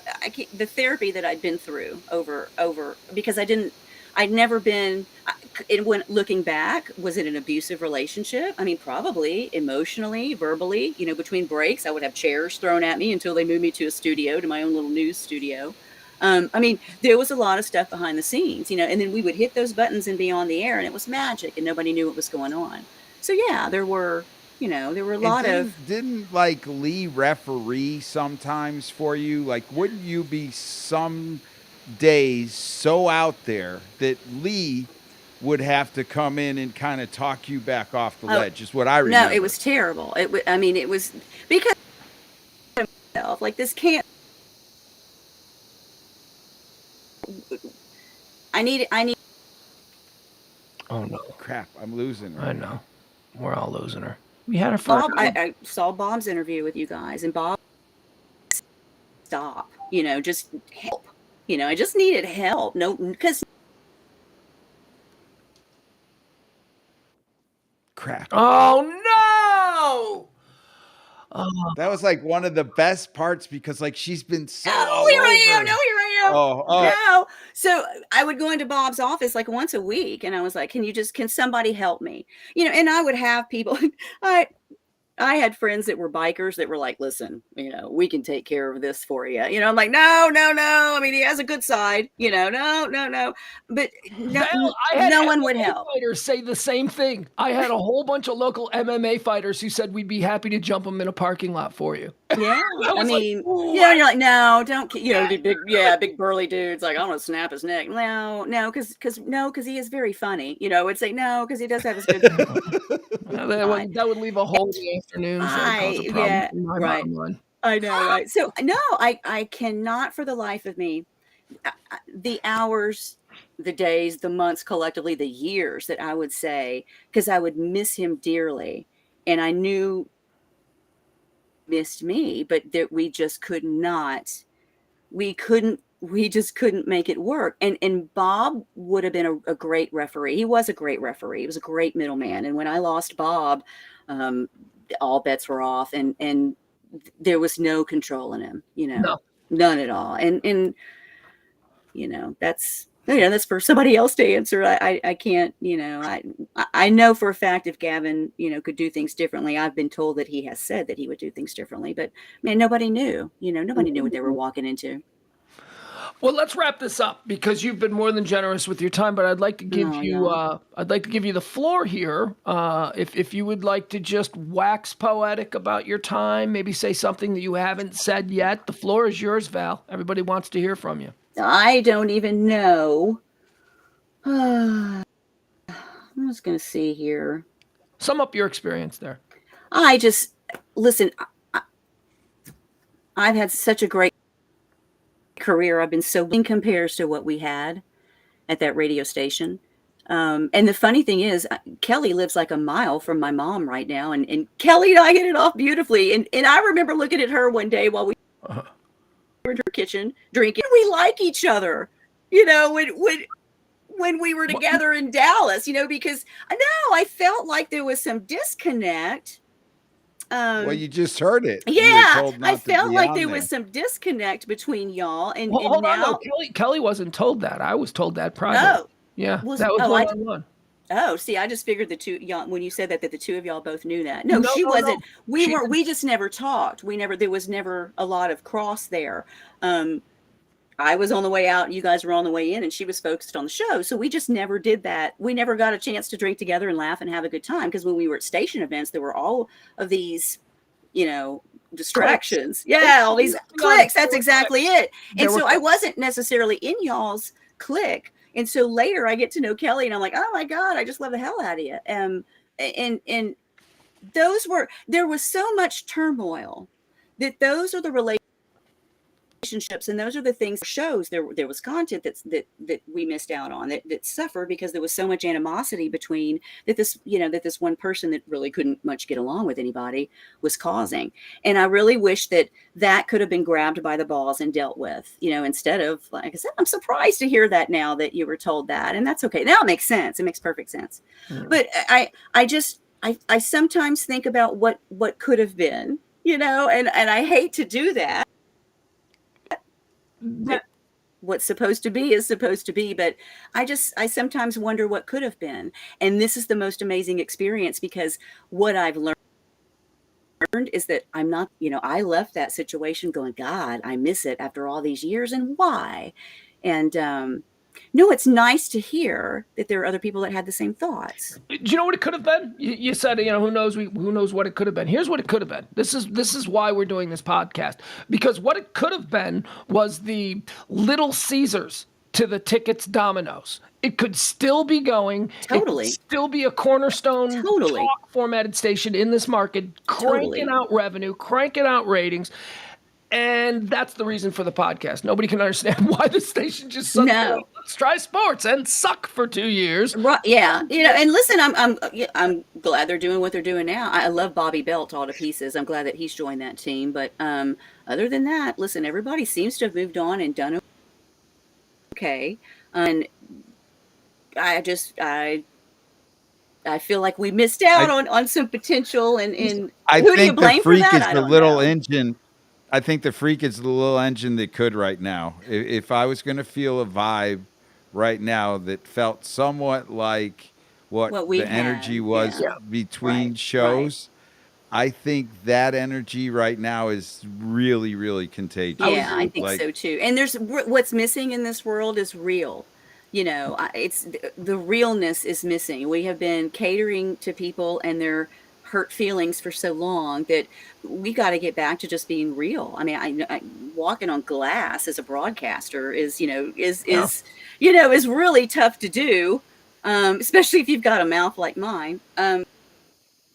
So there are these, I've always been told by bureau chiefs, we got to harness you. We've got to, so you hired me for me, but hey, it's me, So, I miss this outlet because there's so much to talk about that's not political. We got to get away from those things that are driving people crazy. We got to get back. I know. Brings us together. Lifestyle kind of shit that you talk to your neighbor over the fence line about. Totally. And why people can't handle that, I don't know. So as far as the Freak is concerned, I like what they're doing. I love Mike Reiner. Always have. Oh, he's the best. Yeah, funny stories about that. When Russ went through his trash can, I quit that day. That's a funny story. I don't even think Mike knows. I quit that day when I found out that Russ went through his trash can, because I was like, "Whoa, you've crossed the line." I didn't sign up for this. It was. So no, I do. Oh no! Wait, hold on. Let's see if we can do what we did last time. She's off, and now let's see if we bring her back. She back? No. I think they're doing okay. I don't, I forget to listen every now and then. I'm like, oh yeah, I gotta go back and listen to 97, because I took it off a preset, a few years back, because I didn't want to land on it. Listen, I didn't want to land on a button and hear about how crazy I was. Like that got real old.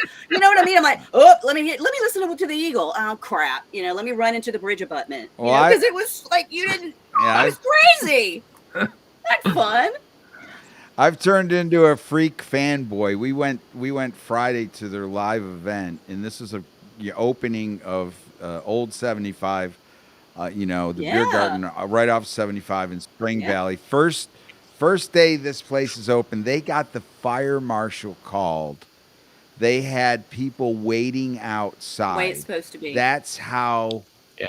That to me felt like, oh my God, we're back at Duke. That's the way it's supposed to be. You know what I mean? It's that's the way it's supposed to be. Yep. Boom. Yeah. You guys would be great on that station. You guys would be great. James, I'm telling you, you're fantastic. Those shenanigans with the USA Network was silly. They should have held on to you.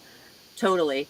I'm glad you're even aware that exists. Oh, yeah. No, you guys. No, they don't know. No. Well, you were filling in for JD Wells, who I love. I've been on with him for years, and you are so good at what you do. Every single one of you are so very talented that y'all would be totally an asset for the Freak. Wow. This is also what? Valerie, we love you to death. I love you. This has been so cool. So much.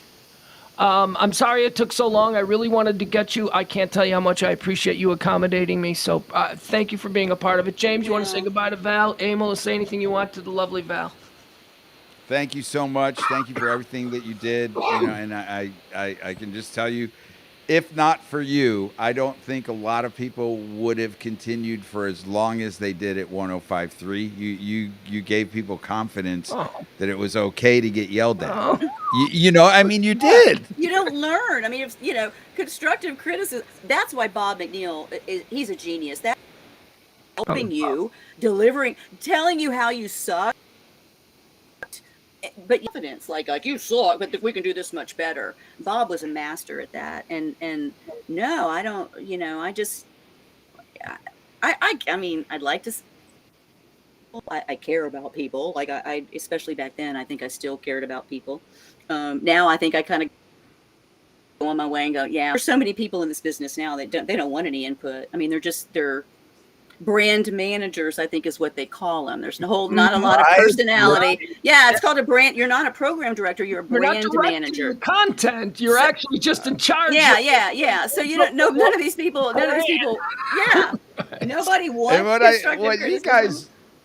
Yeah, like what you guys are explaining is so true, and though so exactly opposite of how it went for me. Like week 1, the whole thing that I did week 1.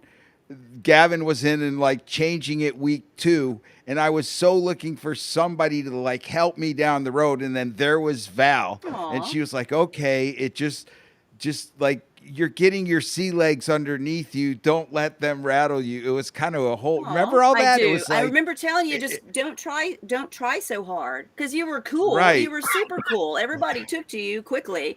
I remember saying just don't try so hard, just be you. Well, don't be you, but just be you. It's gonna be You're great. The socially acceptable you. Be the socially right. Right. But that was like it. She had a way of explaining it. Wow. Yeah, she had a way of explaining it that let you just kind of get inside your own head and do it. Aww. It was weird. I appreciate that. You go out into the world and people are not as nice and accepting as what this station was, and the people that worked with it. I don't know if we were all clinically insane or I don't know why it worked, but man, did it work. And I miss it. I miss the outlet. And wasn't David Stone awesome? Like somebody else who had to be really friendly and engaging. Yeah, the production guy. Yeah. Oh, and I will tell you, thank you to Gavin. He did do something really nice for me. He's the one. Well, he did the David Lee Roth thing. Remember, they were looking for somebody, and I went up there for the week, and that only. Y'all remember that? I don't remember that, but how exciting is that? That's a fun little perk of the job. Listen, right? That was crazy because I was all about it. It was like all taking to be there for to be there for 2 weeks.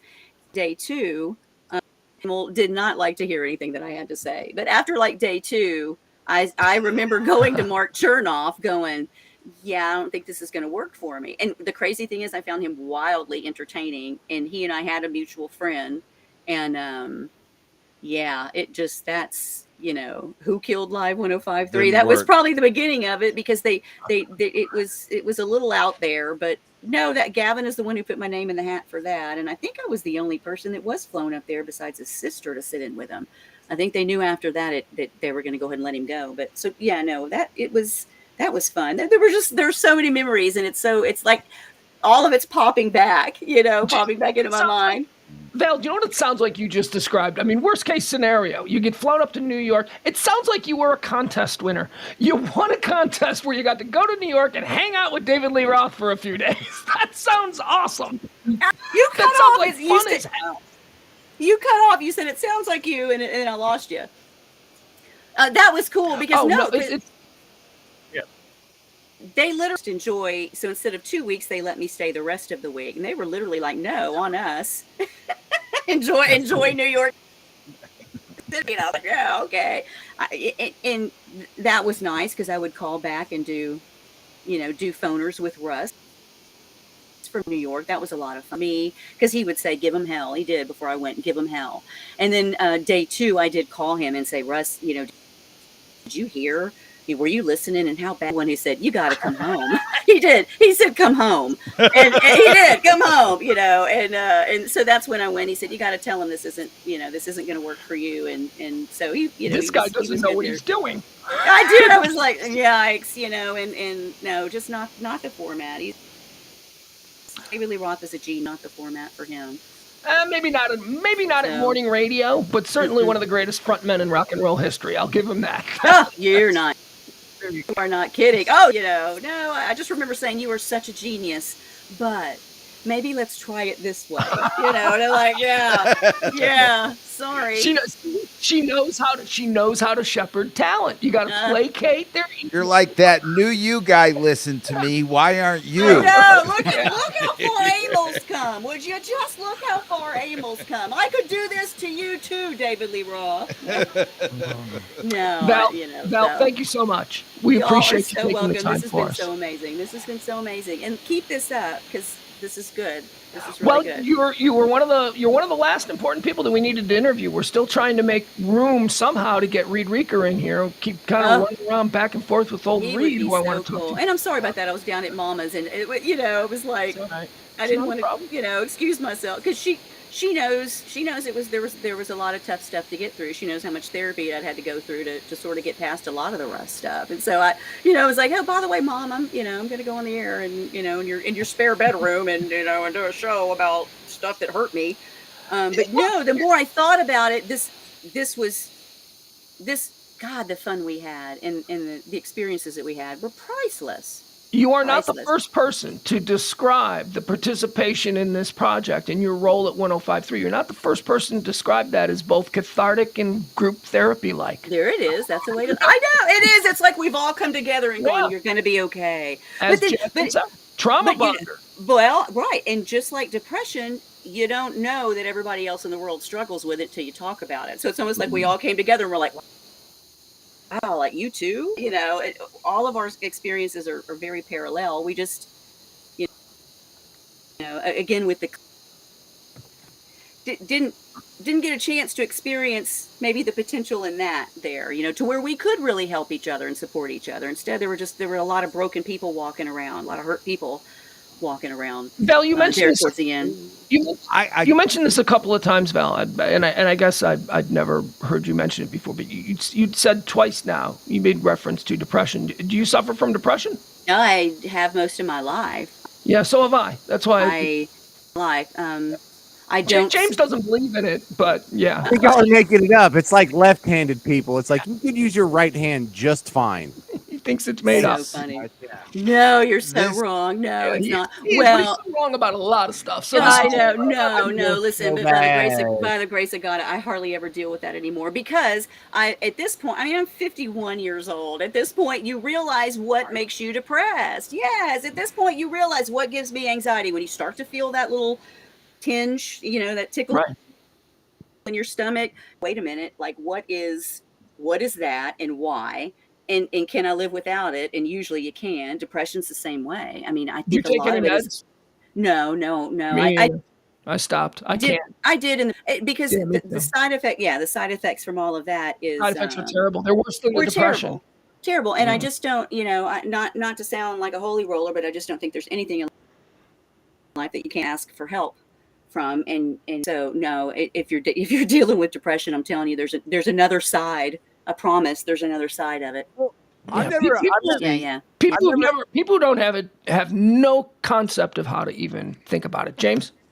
I was going to say, I've never been a fan of any prescription pill that gives you whiskey dick. Ooh, yeah. Well, that's, right. All right, Bella. Right. Well, and you're right. Because people don't understand you could be, especially those years, you could be wildly successful making money, but yet you wake up one morning and you're like, God, I want to die. You're like, what? And even logically, you're like, what is this? And you hold it in because you feel like a crazy person, and then you get older and you go, oh yeah, no, everybody's crazy, So I think with age that I feel great. stuff gets No, better. you're just undiagnosed. You got all kinds of problems, dude. You got all kinds of issues. Go ahead. I think listening to Val tonight, I think there are two other interviews that we have to circle back on. That is some smoke that we picked up on that we don't know necessarily existed until tonight. I think Alfie has got to be somebody that we go back and we interview, because it seems like we've uncovered there was some riff between them in the final stages of what was going on there. Yeah. And then I think Everett would be a good cover. Everett would be in that. Great. Well, Everett's always great. I don't know. I don't think I've ever met Alfie. I don't know Alfie. But that was the stages when you were talking to Russ. Absolutely. And you felt like the show was sliding. Yeah, there towards the end, he said, he realized, he came to a point where he said, I've lost control of my show. And then he would tune in and he would hear the things that you heard, which were like, wow, like your show. And there were always sort of these backhanded, drunkenness comments. Can I ask yeah. Can I ask a painfully personal question? Totally. All right. Are you still single, and how? You seem so kind of cute and likable, and like I don't see anyone else in that RV. Nice. I'm not married, but I've been with the same guy for almost 8 years now. But no, well, thank you. So she's not single, Jen. Okay, so do you want to know where the crazy? A lot of people don't understand where the crazy came.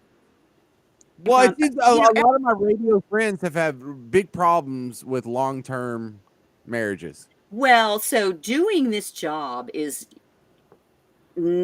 very hard. The guy I'm with now doesn't understand it. He wasn't even in this area. And so sometimes we'll meet people and they're like, oh my God, my neighbor is one of them. It took him a minute to make the connection, because there are people that I associate with on a pretty regular basis now that have no idea even what I do for a living. And I like it that way. Well, now I don't really do. I mean, it's like, okay, you do news, that's, but my neighbor was like, he put it together. Nobody knows you traveled the tollway naked. No. And so my neighbor put it together. We had talked about something that I did radio wise. And then it was the afternoon of Russ's funeral. Home, pulled him over, and he said, yeah, she'd gone to a funeral. The next day, his phone rings, and it was the neighbor, and he goes, oh my God, I just put it together. And in talking to him, he recognized my voice. I said something about radio, and then when my guy said that I'd come back from a funeral, he put it all together and made a phone call that night. He was like, is that Russ's Val? That's what I always get. Is that Russ's Val? So there are little pockets of people that still, I mean, I don't know about you guys, but people are always bringing up, this era. Listen, Val, nobody ever goes, remember? 2 weeks ago at the Kroger, it was the greatest, but this doesn't happen a lot, but it happens enough, and it never happens in front of my 13-year-old son. He thinks I'm lying. He thinks that like none of this happened. Right. We're at the Kroger, and I'm ordering ham, from the deli, with the deli guy. The deli guy's like probably a 60-year-old butcher or something, and I'm like, let me try the corned beef. And he's like, all right. And he slides me a place. And I'm like, let me try the pastrami. So we're talking back and forth. And he stops and he goes, you sound like this guy that used to be on the radio. And my kid goes, yeah, he's Pugs. Wow, that's awesome. And the guy goes, I do. Oh my God. There are times. And I'm like, I told you. I told you I used to be somebody that somebody cared about. Like, I know nobody cares now, but yeah, it used to be a big deal. So no, I don't care. I don't care in real life. Like with regular people, I don't care. I want to move on. I want to do something else and all that stuff. But for some reason, I really care when it comes to my son. It's like I really want my son. Hello. Well, because you want your kids to think you hung the moon. They have to live with you day in, day out. You want them to think you're half cool. So no. I mean, but like now you tell them you're on the radio, and it's almost like telling them you were on a payphone. You know what I mean? It's like it's just technology that's sliding out the door. But Mace, my son Mason, used to come with when Schwartz and I were doing mansplaining on the Freak just a couple of months back. Mace, my son used to come and sit in studio with us, and he loved it. He loved it, and I was so because Nice. radio isn't something that he listens to. But No. being in the studio, I saw his eyes light up and the way he was engaged, and he's hanging out with AO in the control room, and AO showing him the Nice. board. And I'm like, man, that's Nice. great. Look at my Maybe kid. maybe he's bitten by the bug. Yeah, no, I hope no. He needs a career. No. No, right? Yeah, no. Get the boy some kind of education, and you know, and tell him it's important to do to make money, because you won't do that here. All right, I think we've lost. I think we lost James for the night. No, he was sleepy. I'm sleepy too. I got to get up at 4. So no, James, we've held him over an hour. He's probably late to smash. You should ask him if he's smashing after the show. I'm sorry. Just for the record, I already smashed today. Thank you. Wow, are you the only one that's smashing here lately? I haven't Like smashed in 11 a Exactly. while. Of course, He like flaunts it. Yeah. Wow. Wow. Well, it was so good to visit with you guys. Pugs, I hope you feel better. What's going on with you? You Allergies. got a runny nose or something? Oh God, the worst allergies started last Friday night, and they just got worse and worse. Ugh. But Yikes. it's getting better. All right, we'll feel better soon. I love you all so much. This has been so amazing. And thank you, everybody in the chat room. I can see some of the comments, and that is, man, it just that warms my heart. I know, it really does. It really does. Val's very popular with the really channels nice. today. So, all right, thank you, Val. No, We that's appreciate very it. nice. And when we put this whole thing together, when this is done, and we release it, we're going to have a big party. I think we should have a big reunion. Right? Totally. A big 105.3 reunion. How great would that be? Yeah, please do. Please do. All right. Love you so much. Thank you, Val. You're the best. There she goes. Valerie De Ore, the beautiful Val. So good to have her back on the show. I don't know. I seem to have lost my other 2 co-hosts, so that's okay. All right. We'll get into this now. Wait, what's going on? What's he doing? Why is he not coming? What are you doing, E? What? What are you guys doing? All right. We're not going to have any of this. We're not going to have you guys going dark so you can do illicit things, okay? No, I didn't do anything illicit. I can see you in your box just because you turned the main Look, screen. have you not noticed? Have you not noticed in like every TV show and every movie, when like you're done with the phone call, you don't say bye and hang up? James is right. I have noticed that. All right. There you go. There you go. Say goodnight, James. Tell people you are a mother. You are a fucker of mothers for that one. Look, when you hang up the phone, you don't say bye. You just hang up. That's how it works in showbiz. That's how it works in broadcast. That is not how it works in showbiz. You're over and out. That's not how it works in life. Every dating show, whether it's Mad Men or Sopranos or whatever, they don't say bye on the phone. They just hang up. So we don't have to say bye. That's TV, and that's totally wrong. That's a flaw. Yeah, that's completely idiotic. Oh, Jesus. Now they're all gone. We could do another 45 minutes arguing about that. All right, Florida Stories. It's James's podcast. It's fantastic. You can get it any number of places.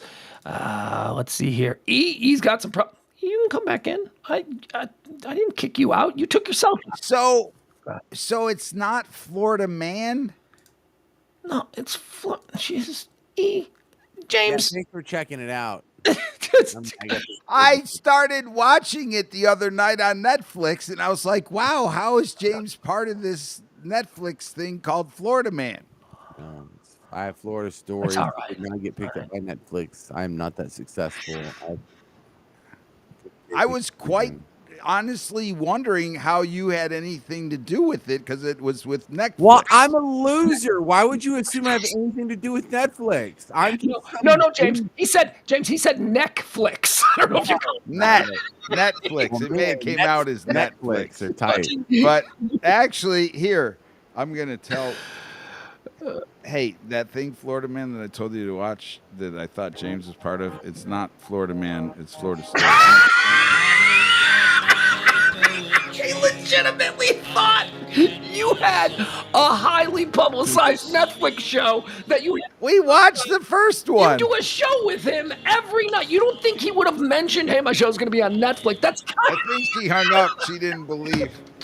Hey, bro, are you there? I am just some loser from a right, single wide trailer in a hayfield in the middle of nowhere.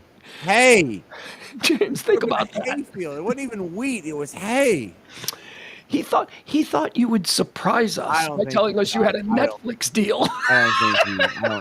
No one thinks I'm successful. He actually called someone and said, "Look, he's on the phone right now, trying to tell someone not to waste their time because it's embarrassing. This is sarcasm. I'm explaining this to my wife. We were okay, gotcha. Well, the name was an idiot. Both of you go. Well, he's not an idiot, but he is interesting. He is complicated. All right, thank you, James. That was a good one. I think we got a lot of good stuff there. All right, I got nothing else to say. Feeling pretty good. I'm gonna go to bed now. We'll see you tomorrow at noon, right? Tomorrow, high noon. Florida Stories is great. High noon. My show. I do it all by myself. It's just little old me. Just little old me Mondays through Fridays. Excuse me. Noon. High noon. You know, that's why we call it high noon. Hot topics, current events, trends, whatever it is that people are buzzing about. It's a rundown of all of the topics that the whole world is discussing, except for talk radio. That's how the show is designed. These are the topics that I think talk radio should be talking about, as opposed to the garbage that we get, the divisive nonsense, everybody sucks, you hate your neighbor, all that. So join me Monday through Friday at noon for High Noon, where we get into all that nonsense. Who killed Emil's truck? Okay, James, stop it. James is just funneling through all the different graphics. I got nothing else. We'll see you tomorrow at noon. You guys are the best. The next Pugs Parker with E show will air on Monday evening at 9 o'clock. It's going to be hard to top what Val did. Bye, everybody.